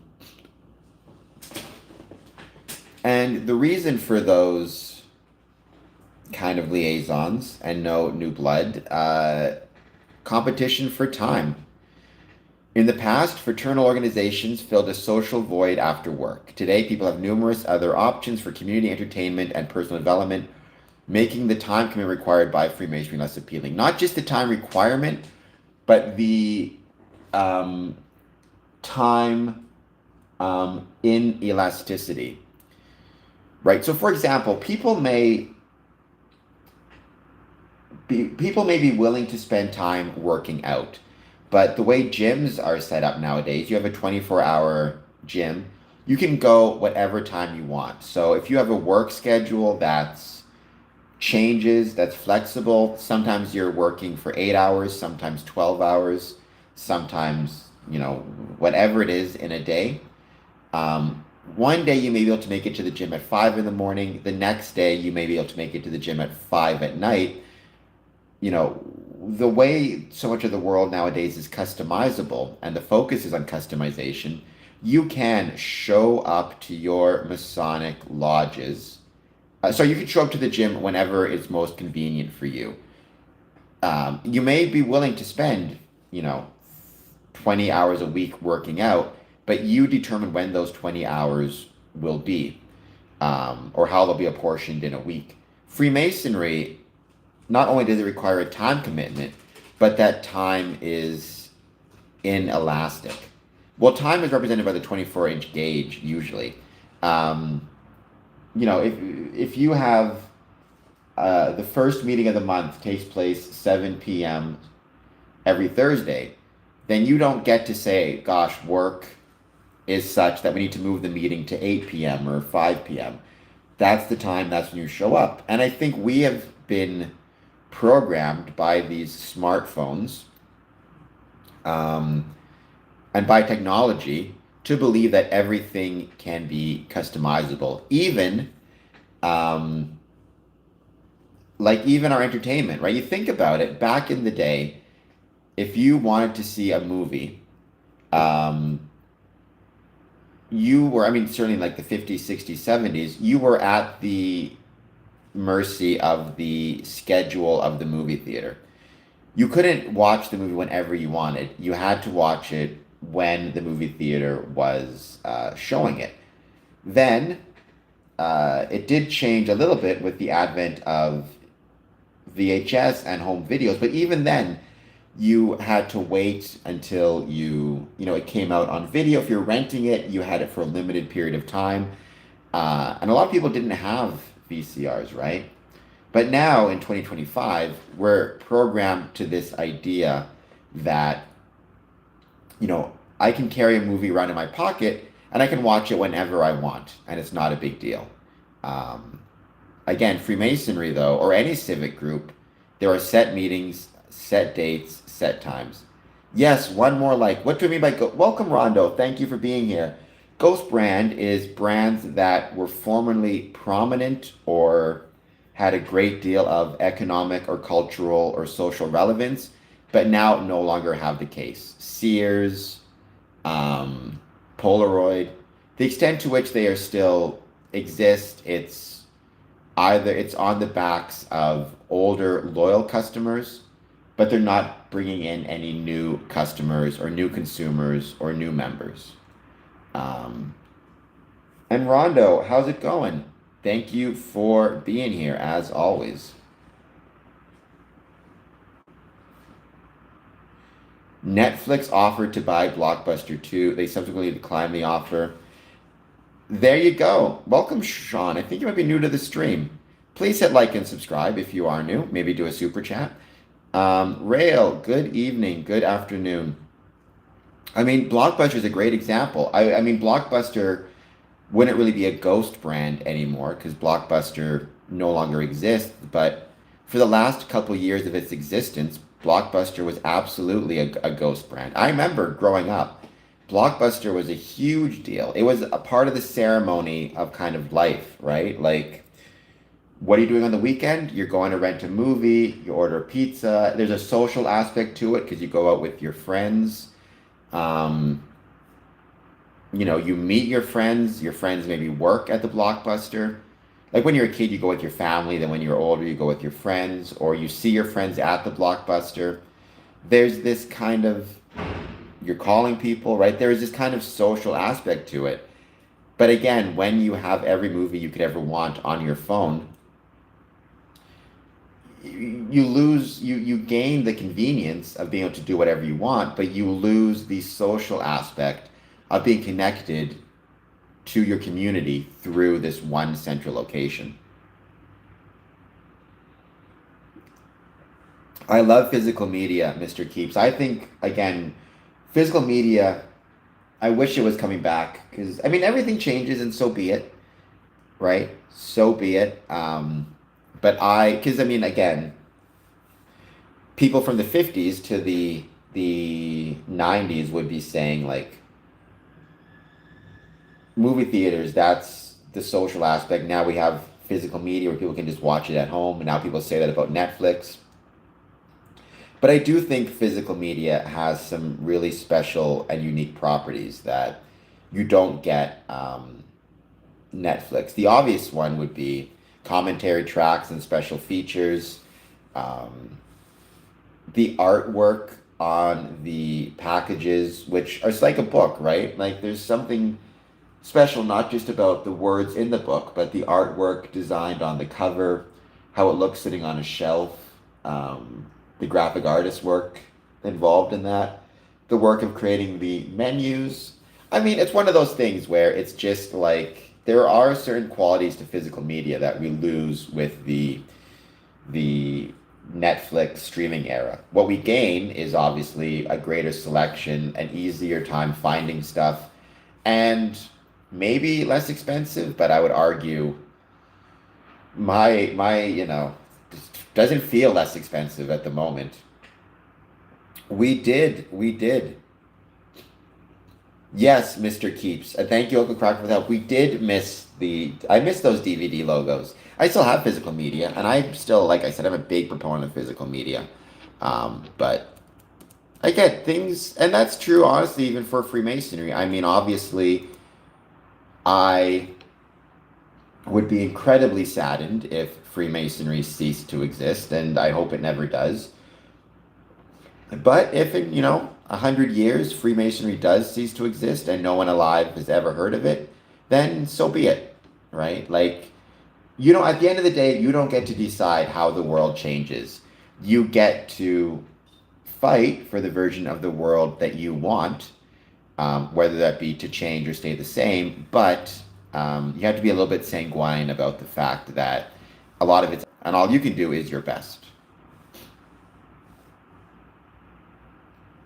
I tried VR ages ago. My little cousin or second cousin had a VR set, and we were playing Batman. It was fun.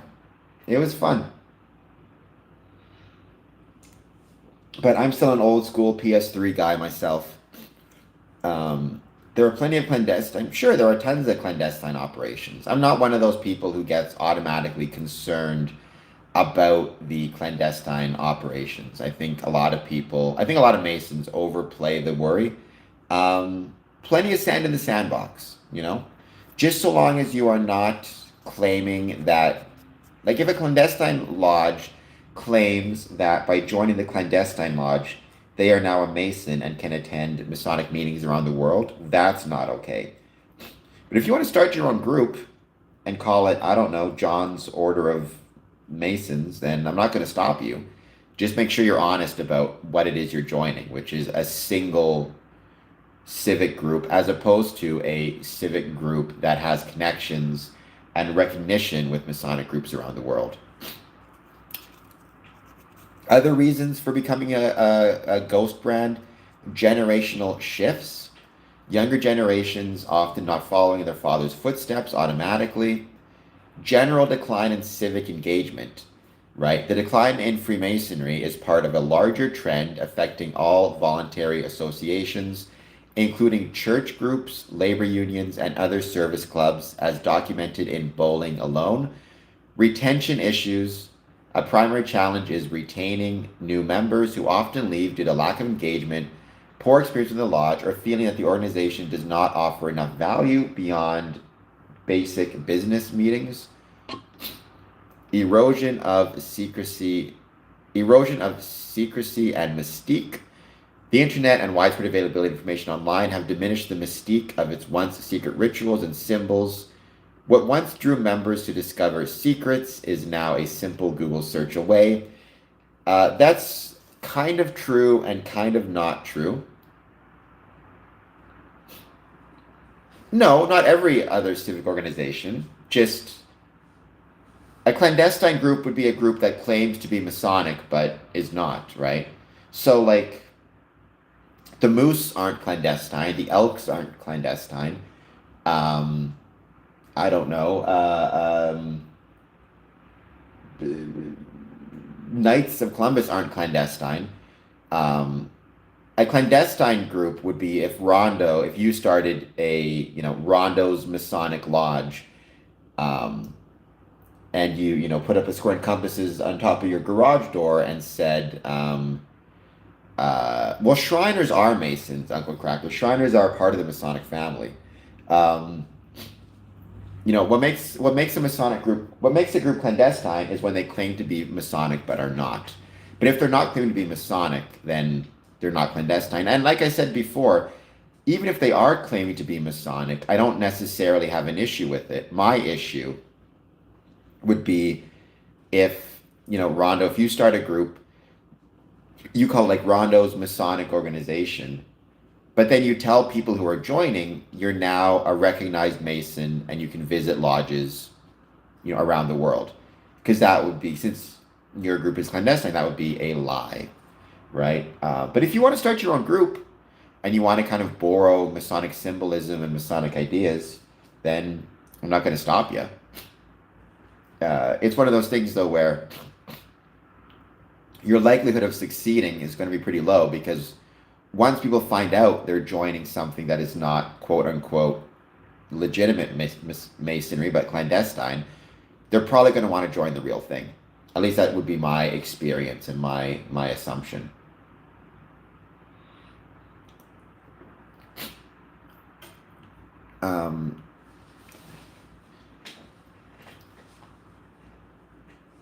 What's the ROJ, Uncle Cracker? I'm not sure I recognize that phrase.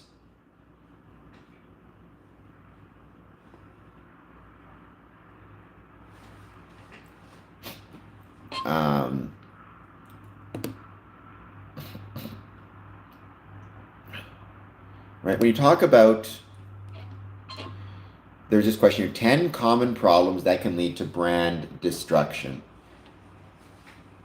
Actually, I do think I've heard of that before, but I can't think of from whence it came, from whence I heard of it. Let me check something quickly because now I'm curious. Royal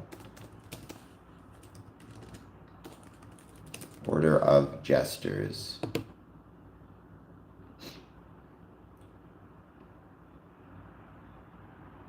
Okay. The Royal Order of Jesters is a Masonic fraternal organization founded in 1911 for male Shriners.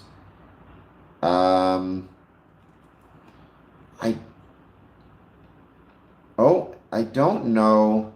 It looks like they exist in Ottawa.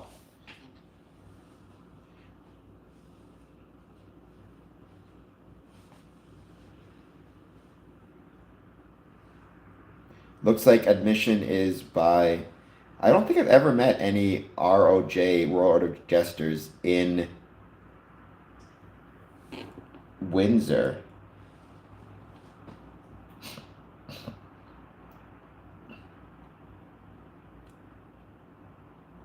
Oh, but they own a.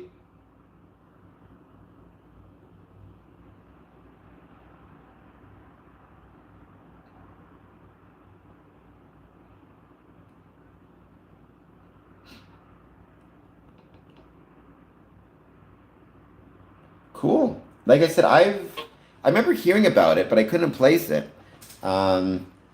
Right, but obviously neither the shrine nor the royal order would be considered clandestine because they are, like I said, they are both Masonic. Again, clandestine is starting a group claiming Masonic connections therein, but not actually having those connections.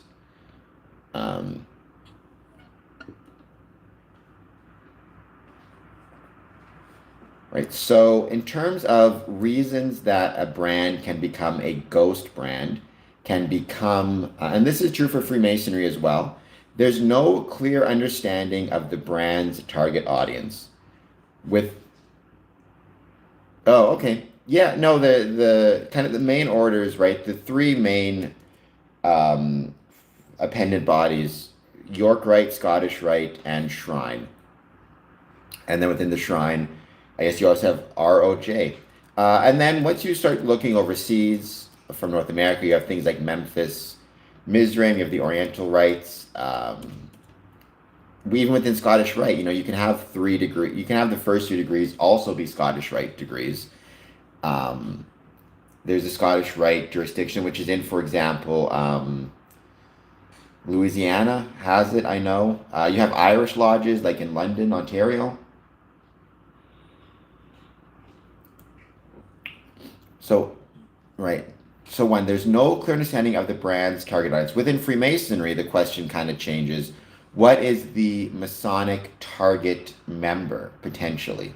What is the member we most are interested in getting? Or is it a matter of casting as wide a net as possible? Right? Is it, we don't look for target applicants, rather we look for target members, which means take as many applications as we can. After they join, then target from those that have joined from the newly admitted Masons. You then start to target, for example, for officers, for example. Or again, is there a target audience for Freemasonry, and what does that target audience look like? Poorly defined core brand values. We just had this discussion. What is the value of Freemasonry? What is our brand value? Um, Again, not everybody knows. Even within Freemasonry, we don't know. Because I, the way I define the value of Freemasonry and what Freemasonry provides to me as a value is different than what it's going to provide to other people. That's one of its greatest strengths. Don't get me wrong. I think that's an incredible strength, but it can also be potentially an incredible weakness. Um, the brand does not promise anything. Or the other side, which is just as dangerous, is the brand promises too much, both of which can be pretty terrible, right? Your brand promise is a commitment to to your audience. So State Farm, like a good neighbor, State Farm is there. What that means is if you are a customer of State Farm and you get into an accident and they're not there for you, they are not living up to you, they're not living up to their promise, right? The brand promise for State Farm is no matter what trouble you encounter, State Farm will be like that reliable neighbor that you can trust. Within Freemasonry, what, if anything, are we promising to our members? And what, if anything, are we delivering? Inconsistent identity. Your visual identity is the outward appearance of your brand. It's important that it reflects the values of the brand in a consistent manner. For example, if it would be detrimental to the Nike brand if someone decided they didn't like the direction of the swoosh and altered it for a certain piece of communication. Brand guidelines are established to maintain structure and consistency and must be followed religiously to keep the integrity of the brand. It's interesting, within Freemasonry, there are a lot of Masonic bodies and organizations and groups that are now working on creating some type of consistent brand outside of just the square and compasses. So they're, a specific type of letterhead, a specific type of image or pictures that go with their documents. And they really are pushing the example of following it religiously to keep the integrity. Because if I can create my own version of the brand and you can create your own version of the brand, then the brand stops meaning anything. Like the Square and Compass logo. If every time I'm on here I change it to something different, that can be a negative impact. The company gets tired of the brand, therefore they change it too often. It's important to let a new brand build some prestige and not simply chase trends. Within Freemasonry, are we too interested in chasing trends? Advertising budgets are the first to get cut. Research shows that firms who cut advertising during difficult financial times typically see sales and income fall by 20 to 30% over the next 2 years as a result. It's important not to sacrifice the future for the short-term gains. Advertising not only helps generate immediate sales, it helps build confidence in your brand over the long term, which in turn builds market share that is ultimately tied to profits. Henry Ford once said, "A man who stops advertising to save money is like a man who stops the clock to save time. I think there's a really interesting, I pity the fool. Welcome back, Carl. I hope you're doing well. I think there's a really interesting idea therein. Um, so Freemasonry doesn't really have an advertising budget or advertising budgets per se. It may, lodges may set aside, you know, a certain amount of its budget to, hand out flyers at a county fair or be in a parade or things that could be considered advertising. But Freemasonry doesn't really have advertising per se. Freemasonry and Freemasons do have outreach. And when times are difficult, I think one of the and times became difficult for Freemasons in the 60s and 70s and 80s. One thing we did is we started to cut our outreach, and start to cut our not just our outreach budgets, but just our outreach altogether. We almost tried to retreat inward for some reason. I think we were responding to a societal trend towards distrust of institutions and distrust of institutional organizations.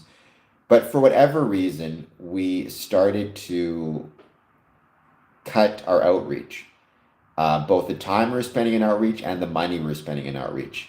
And I think a consequence of that is just like Henry Ford said, to change it slightly, right? A group who stops outreaching to save face is like a man who stops a clock to save time. I think one of the biggest mistakes we made was to stop our outreach. Brand extensions have repositioned the core brand values in a negative light. Many times, as a brand grows, it will expand its service offerings to gain market share via brand extensions. In some cases, though, these extensions don't necessarily reflect the values of the core brand. For example, when Coca-Cola felt its market share was being stolen by the youthful Pepsi brand, they put aside their core values of being the real thing and introduced New Coke. This completely backfired and nearly ended the life of this MOBA brand. Again, don't try to be new to respond to what's happening, right? Sometimes staying the course can actually result in success long term, even if in the short term it doesn't feel that way. The brand is no longer relevant, which is a huge issue. Right? Brand gets dated, nothing's done about it. Successful brands are constantly adapting and evolving. Let's use Apple as an example, one of the biggest brands in the world. So the brand is no longer relevant, right?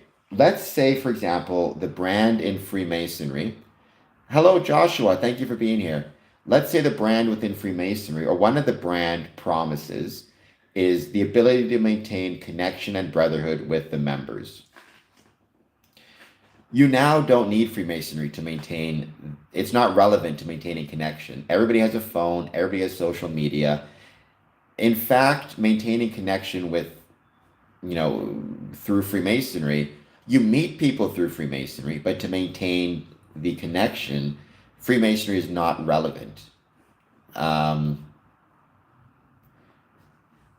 Looking at Apple, for example,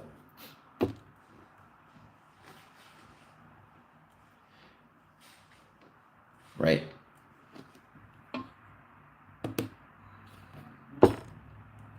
And actually, this might be worth even reading, but the point is, there was a time when Apple was looking at absolutely being,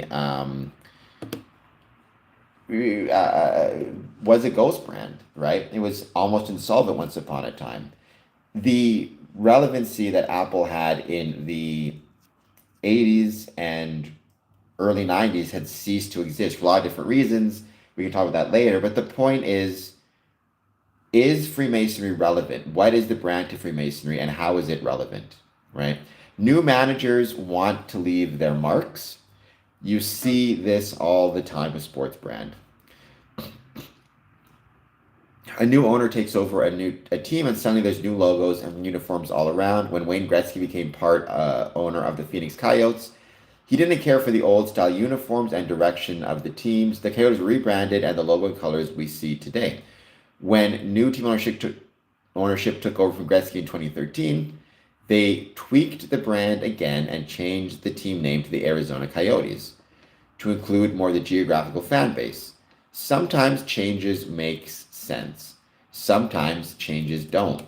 I would say one of the biggest challenges within Freemasonry is every 2 years to every year, there's often new leadership, a new grand master, new lodge officers, new masters, all of whom want to change their, all of them want to leave their mark, make a change, which sometimes the change makes sense, sometimes it doesn't. But if every year you have a few changes and a few tweaks, how do we keep it going, right?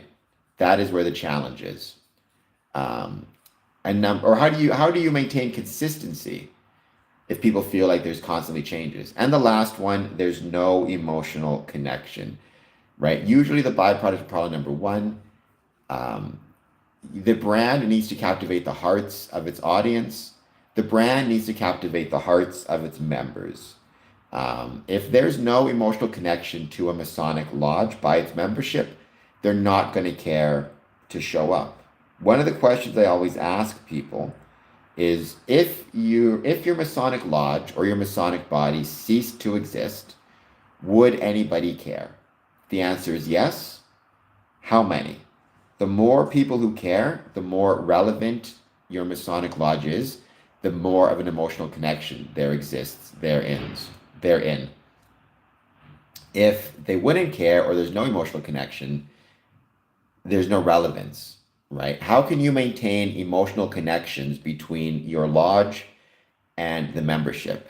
That's what I try to do here to a certain extent. I hope in some way, shape, or form, I'm able to create an emotional connection between my lodge, Free Scoring Compass Promotions and our membership and our audience, right? I would hope that if the question were asked, if if Scoring Compass Promotions ceased to exist, would you miss it? Or would you be sad it was gone? I would hope at least a significant number of my audience members would say yes, we would miss it. At least that would be my goal. It's not so much that rebranding is an issue. Rather, it's the extent to which rebranding is an issue if it doesn't fit in with the pre-existing core brand or it doesn't emotionally resonate with your customers or with your audience, right? If you are rebranding and the audience rejects it, then you're going to have a problem. So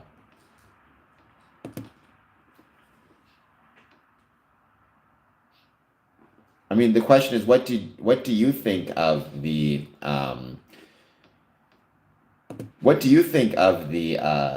rebrands? For example, Rhonda, were you supportive of them? Were you not supportive of them? What were your kind of thoughts?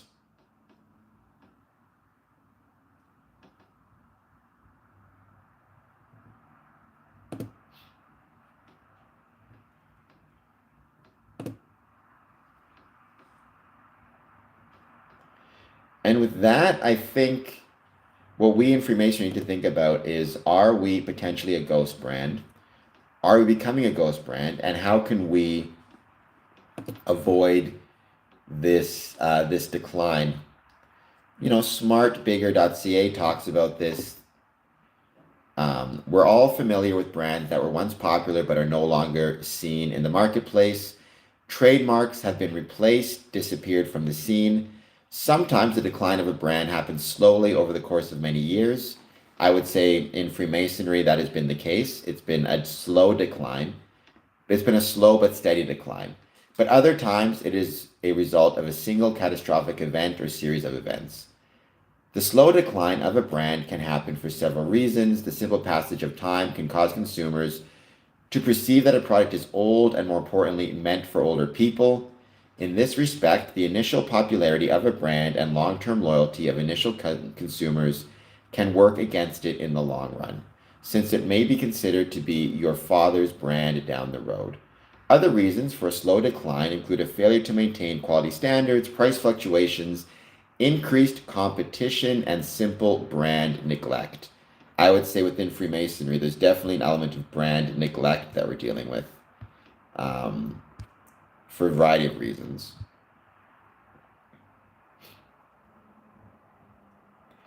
Um,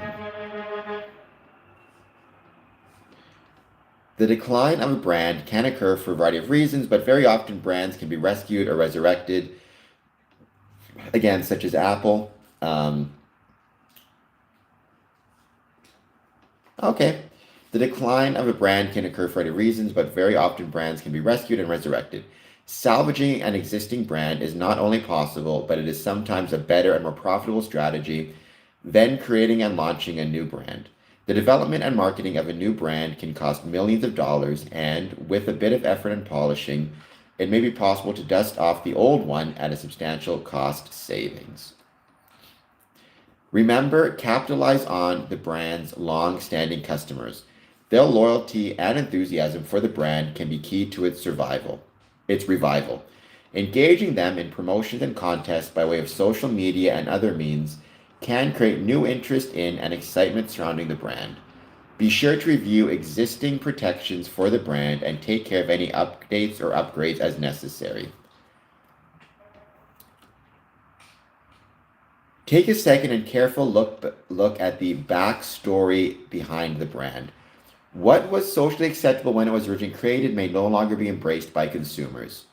For example, if the original brand image included a depiction of an individual that invokes a disparaging viewpoint, an update is in order. Other examples may include a brand that suggests a diet that is no longer considered to be healthy, or an attitude towards the same as the population.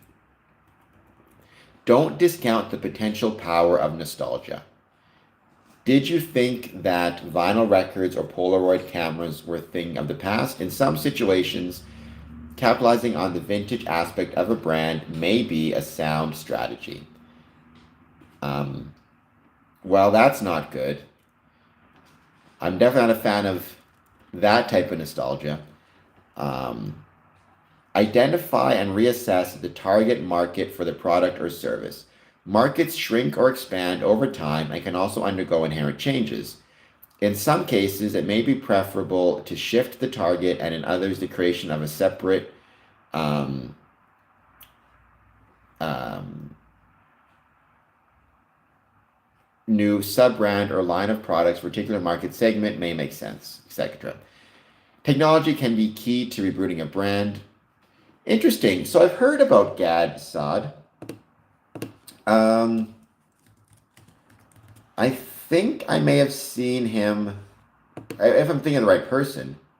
Yeah, I think I may have seen him on Joe Rogan once upon a time. The Consuming Instinct. What juicy burgers, Ferraris, pornography, and gift giving reveal. I will check it out. Maybe I'll be able to find it on at the library. I've got Hoopla. In this highly furnished, I mean, the most recent book I read that I thought was applicable to Freemasonry was actually um, I can't think of it now. Unreasonable Hospitality, which I really enjoyed, but this looks good. The book demonstrates that most acts of consumption can be mapped onto four key Darwinian drives, namely survival. Okay, evolution versus biological programming. I think you probably use either term. Um, by four key Darwinian drives, survival, we prefer foods high in calories.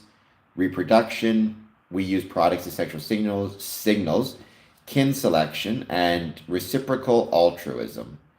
I mean, the obvious kind of metaphor, right? You don't really consume Freemasonry maybe in a traditional sense, but I think metaphorically, you could certainly argue that anything we are choosing to, give of our time towards, we are in a sense consuming. If you're at a Masonic meeting, you could argue you are a consumer of that meeting. or at least consuming the time that that meeting takes. And by the same token, you could argue to a certain extent, Freemasonry consumes its membership. I don't mean that in a negative sense, right? I would say consumption in the sense of every time I go to a meeting, to a certain extent, I'm allowing Freemasonry to consume a portion of my time, a portion of my energies, a portion of my sanity in some cases. Just looking at it, right, briefly, the book demonstrates that most acid consumption can be mapped onto 4 key drives. Yeah, I would say that for sure, Rondo. I would say degree collectors could be considered consumers of Masonry, 100%. Um, Looking at these drives, I would say reciprocal altruism would be the drive on which Freemasonry most closely maps, although survival in some cases may be up there. The desire to want to be part of a group does have a connection to survival instincts from our evolutionary past, right? When we were living in caves, we needed to be part of groups to survive both the elements, predators, and to ensure the survival of our genetic materials, if nothing else.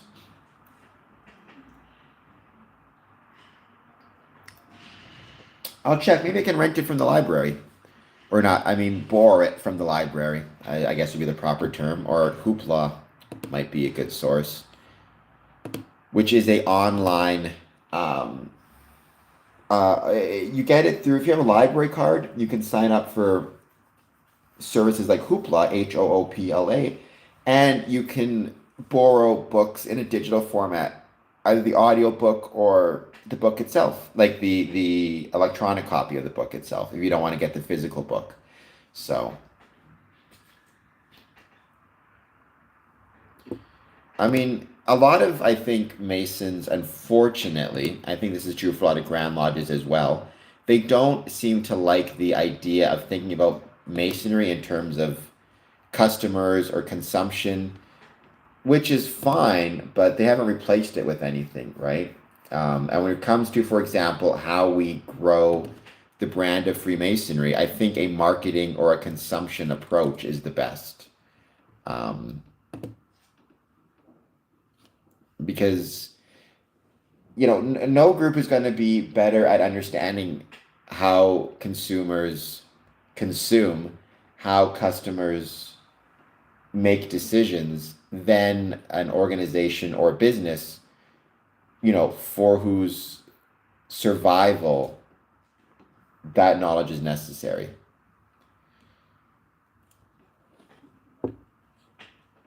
And by the way, thank you as always, everybody who has been here. I'll give this a couple more minutes.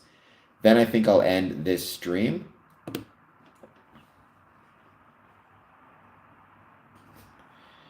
But I think from a ghost brand perspective, I mean, this stream was mostly talking about whether we would consider Freemasonry to be a ghost brand or not.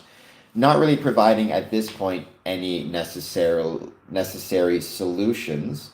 That might be another stream. But I do think, maybe take this stream as kind of a warning, it's very hard to argue that Freemasonry is not, at some level, at present, a ghost brand. If you consider the three characteristics, right? The first characteristic being historical prominence and historical relevance. Freemasonry has a ton of historical prominence and a ton of historical relevance. In the 1950s, again, 4.1 million Masons in the United States, regular references to Freemasonry in pop culture, regular references to Freemasonry in political discussions. The Masonic Temple and building was often the center of social life for a town. And not just social life, but civic life, civil life. It was often the location of auctions for police, property or confiscated property. It could often be the site of a vaccine clinic. During World War II and World War I, they were often the site of, collection points for scrap metal, for food, for powdered milk to be sent overseas. Um, and so, yeah, there's no question that Freemasonry was once held a significant and relevant, held a great deal of significance and a great deal of relevance in the communities and countries in which it was located. There's no question as well that you have seen a serious decline in that strong cultural significance combined with lingering loyalty from older members, older consumers, right? In 2025 in Texas, the average age of a Freemason is 67. Um, so you take that for whatever it means, right? Freemasonry, there's no question. If every Mason over the age of 60 were to cease to exist, Freemasonry would not exist. The numbers would just be too low to maintain it by any stretch of the imagination.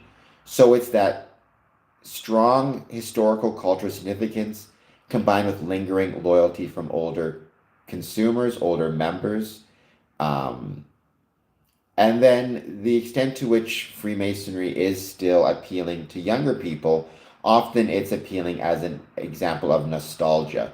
They remember visits to the Masonic Lodge in history, in the past. Their dad was a Mason. Unfortunately for younger people, very rarely is their love or appeal of Freemasonry based on modern interest. It's based on historical recollections. Nothing wrong with Dream collecting as long as you can. I think that's a good way to look at it, Mr. Keeps. Um, I would slightly quibble, although I think Mr. Keeps, you're basically correct.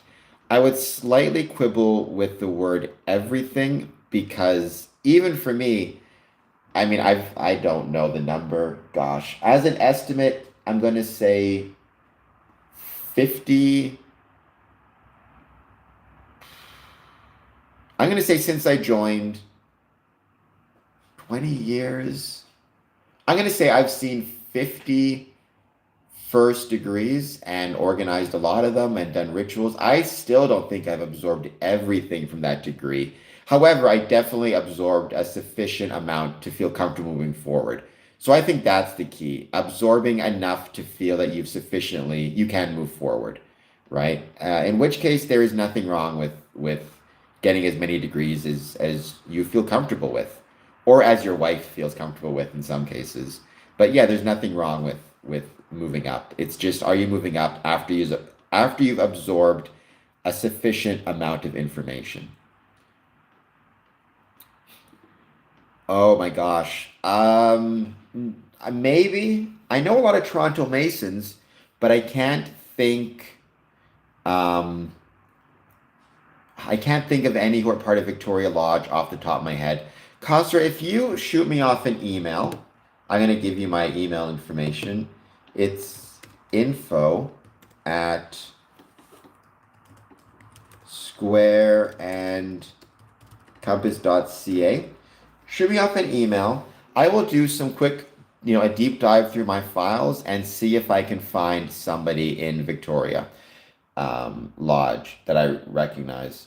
And Mr. Keeps, you're not incorrect. I mean, Masonry has a major uphill battle, and what contributes greatly to that uphill battle is the death of local communities. That's a huge, huge issue that we're struggling with. I remember, I mean, I gave this example, just the lack of babysitters. Like when I was growing up, one thing I looked forward to as a kid and had regularly were babysitters because my mom and my dad were either both working or had a Masonic event to go to, or so who knows what. But I remember when I was master for the first time, so many people were telling me that like they can't come to lodge because they have to look after the kids and they don't have any babysitters because they don't know their neighbors, they don't know their neighbors' kids. It's just a very different time. And death of local communities is a big part of that. It's interesting. I'm not a huge fan of him, as I think most people know. But Matt Walsh, he did have a really interesting um, um, kind of clip a week ago. He was talking about kind of the fragmentation of pop culture.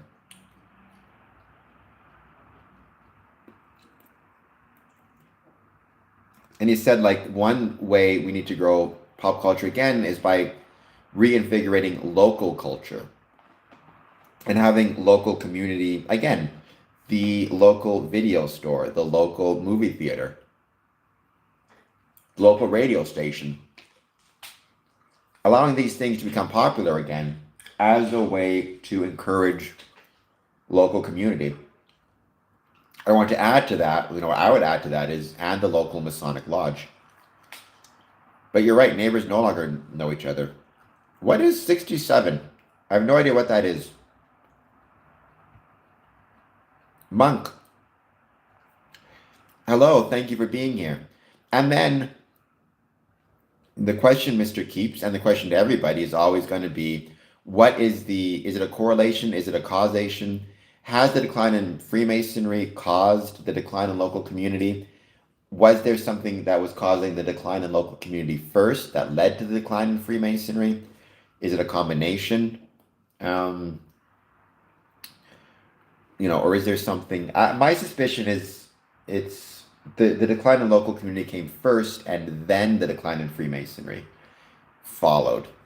Monk, please hit the like button if you've not done so. Please hit the subscribe button. Thank you for being here as always. I very, very much appreciate it. I hope that your day is going well. You can also become a member of member of this channel if you would like.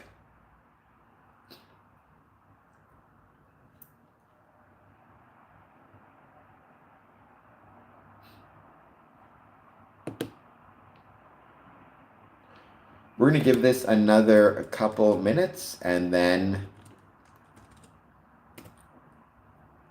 we'll end this stream. It's been fun, but I do have to get ready for a Masonic meeting tonight, so.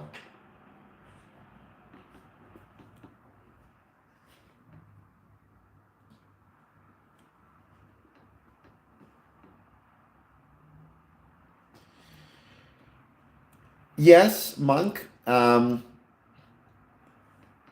Oh, yeah, there you go. There are lodges that are going online. There are lodges that meet exclusively online. They're very few. And that may be the way Freemasonry goes. I think it would be a shame if that happened. I have no issue with online meetings. I think online meetings are excellent. They provide a great resource, potentially, especially for members who can't attend in person for whatever reason. However, I also think that if we go exclusively to online, we miss something as well. I think the danger of that is it starts to feel like managed decline, right? We can't afford our buildings, so we'll switch to exclusively online.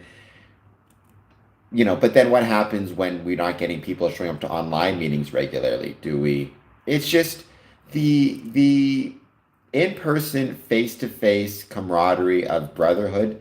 I think that's something that if we lose that, we lose one of the key components of what Freemasonry is. I think virtual meetings in conjunction with in-person meetings are great. I think exclusively virtual meetings, they present their own challenges. You kind of need both.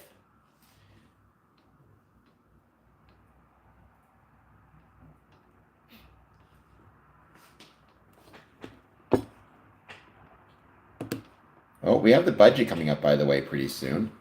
I don't quite know when. So curiosity.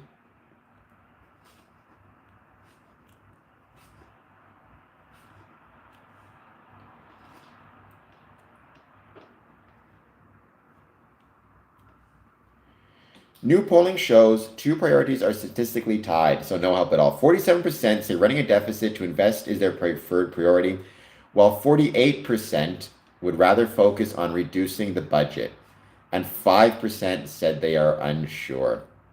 Interesting.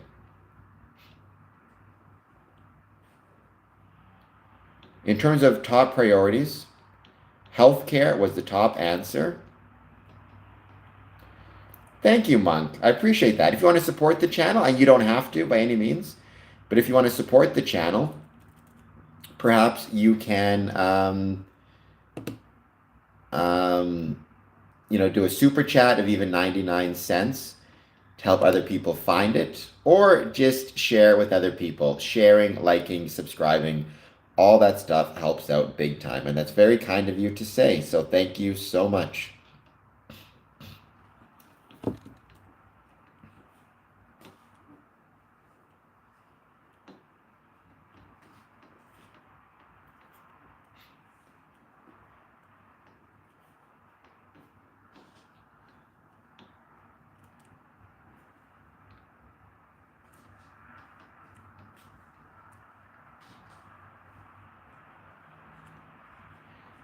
And thank you, Rondo, for hanging around as well. No, it's fun. And I mean, how often do you get the chance to talk to people about, Freemasonry, about these things that you love, right? So, and thank you, everybody, for being here.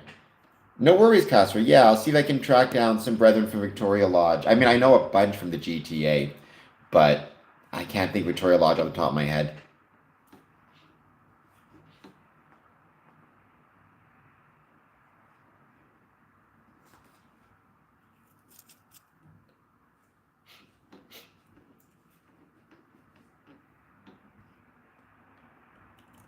So I'm just going to give it a couple more just to see who jumps on, but it looks like maybe we're finished for this stream.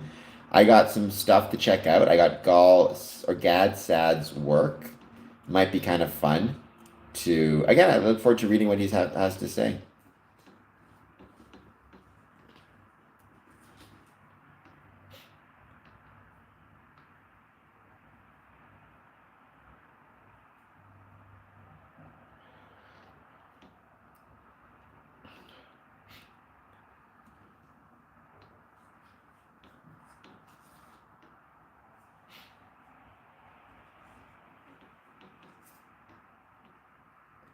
I will see you soon. Maybe I'll see you tonight at 1 a.m. Who knows?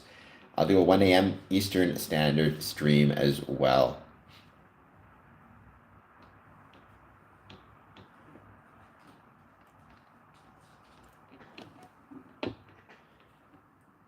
Give it another few minutes.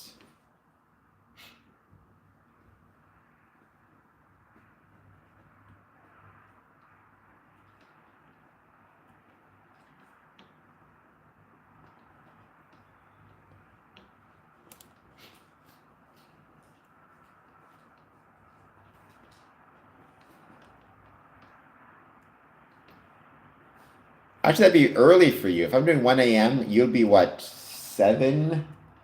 You're like 7 hours ahead. I will be though, Monk, in your neck of the woods very soon. I'm excited to say I'm going to be traveling to um, London well, actually going to be going to Scotland, but I'll be flying into Heathrow in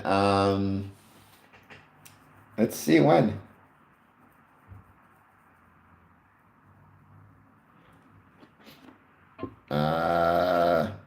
3 weeks, just about. Less than 3 weeks. 20 days.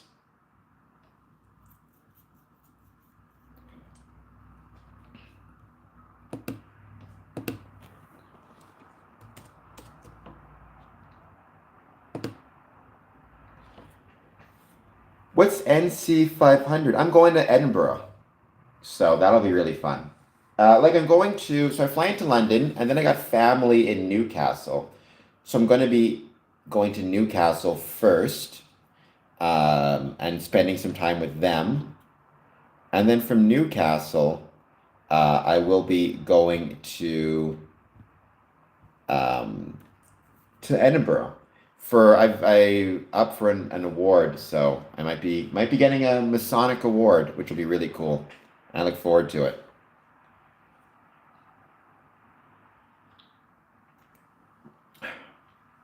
Well, I'll make sure to tell my dad that because he's a Geordie, or close to Geordie, anyways. Thank you. Yeah, no, it's going to be a lot of fun. I'm looking forward to it.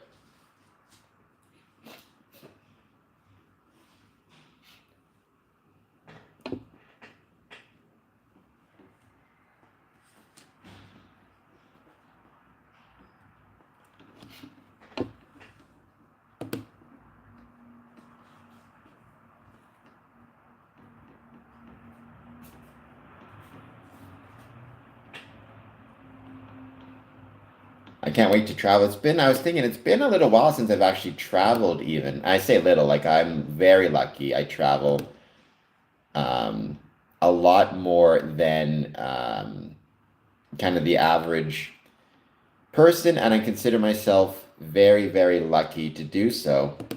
But the last time I did travel somewhere, I'm trying to even think when it was. I mean, I went to Toronto, and I was lucky enough to make it to Toronto on the 27th, um, which was a blast. I loved that. And then I'm going in 3 weeks, but before that, it's been couple months since I've been anywhere, so I'm looking forward to traveling once again. Well, we're ending up the stream soon, but I'm on a roll every day, Mr. Keeps. That's all I do is roll. The NC 500 is 500-mile route. Oh my gosh. So do you drive it? Do you walk it? Like, is it one of those things where, because I know that there are some walkable paths in Scotland and like the United Kingdom where people will do like a month or a 2 week vacation and they'll walk the entire length of the path. Like Hadrian's Wall, for example. I know there's people who do an entire, will basically walk the length of Hadrian's Wall on vacation, and they'll stop at different towns and grab, stay overnight or camp out on the trail. What did you do, Monk? Did you walk the entire thing or drive the entire thing, or how did it work?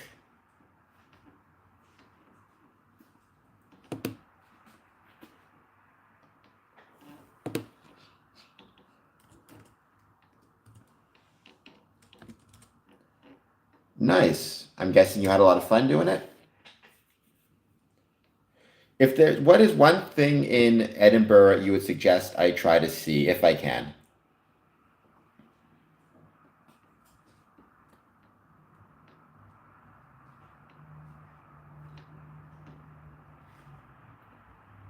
Nice. So, Monk, what would you say again is something I should check out in Edinburgh?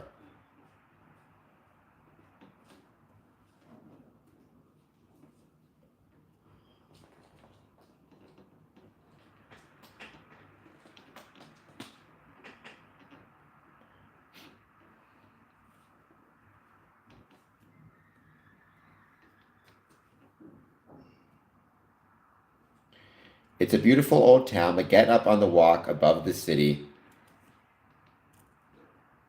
so you can see it from above. Okay. I mean, I will try to do that. I'm going there for a ceremony. Let me, like I said, award ceremony. Let me double check to see, because now I'm trying to think when this ceremony takes place, how much time I'll have during the day.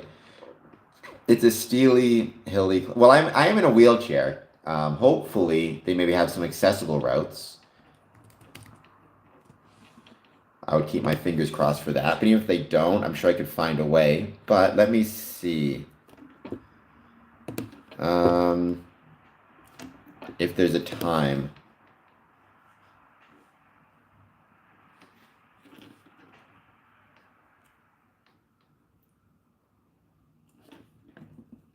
Just says November 26th, 2025.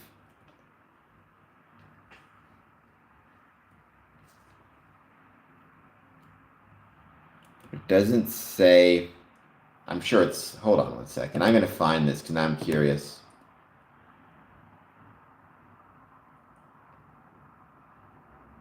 I mean, if you can, that'd be great. You can shoot me off an email if you'd like. Again, I'm actually pretty mobile off the chair. Let me just shoot you off an email. Info. Oops. Or sorry, my email, I should say. info@squareandcompass.ca. If you want to, like I said, that's my email address. Check it out, and yeah, shoot me off an email if you, and not just that, but any other suggestions you may have. I'd love to hear them, because I think I was in Edinburgh. I've been to England a couple times. My family is from England. My dad's side. Met a Canadian girl, and you know how that goes. But I'd love to. I think I visited my family once. We stopped off in Edinburgh, but I'd love to check it out again, and actually check out maybe because I don't remember anything from my last visit. So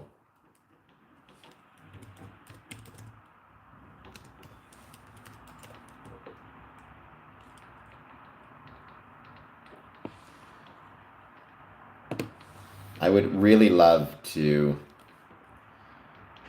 know some of the specific times or some of the specific things to see. Certainly anything Masonic I would love to see.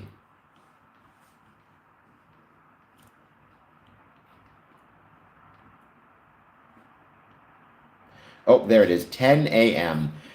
Okay, so if it's 10 a.m., um, that means that I could probably spend, because I can't imagine it would be a long ceremony. So maybe I could spend the evening looking around. All right, let's give it a couple more. Anybody else wants to chat, please let me know. However, we may end this stream because it's now 4 o'clock. I will have plenty of other things to talk about tonight. Back on tomorrow. All right, guys, thank you so much. And by the way, if you haven't done so yet, don't forget to check out my interview that I released at 1. Sorry, I released yesterday at 6 p.m. Eastern regarding the AVDA Awards. So thank you all so much. All right, shoot me off that email, Monk, and thank you so much for being here as always. And thank you, everybody. I'll see y'all soon.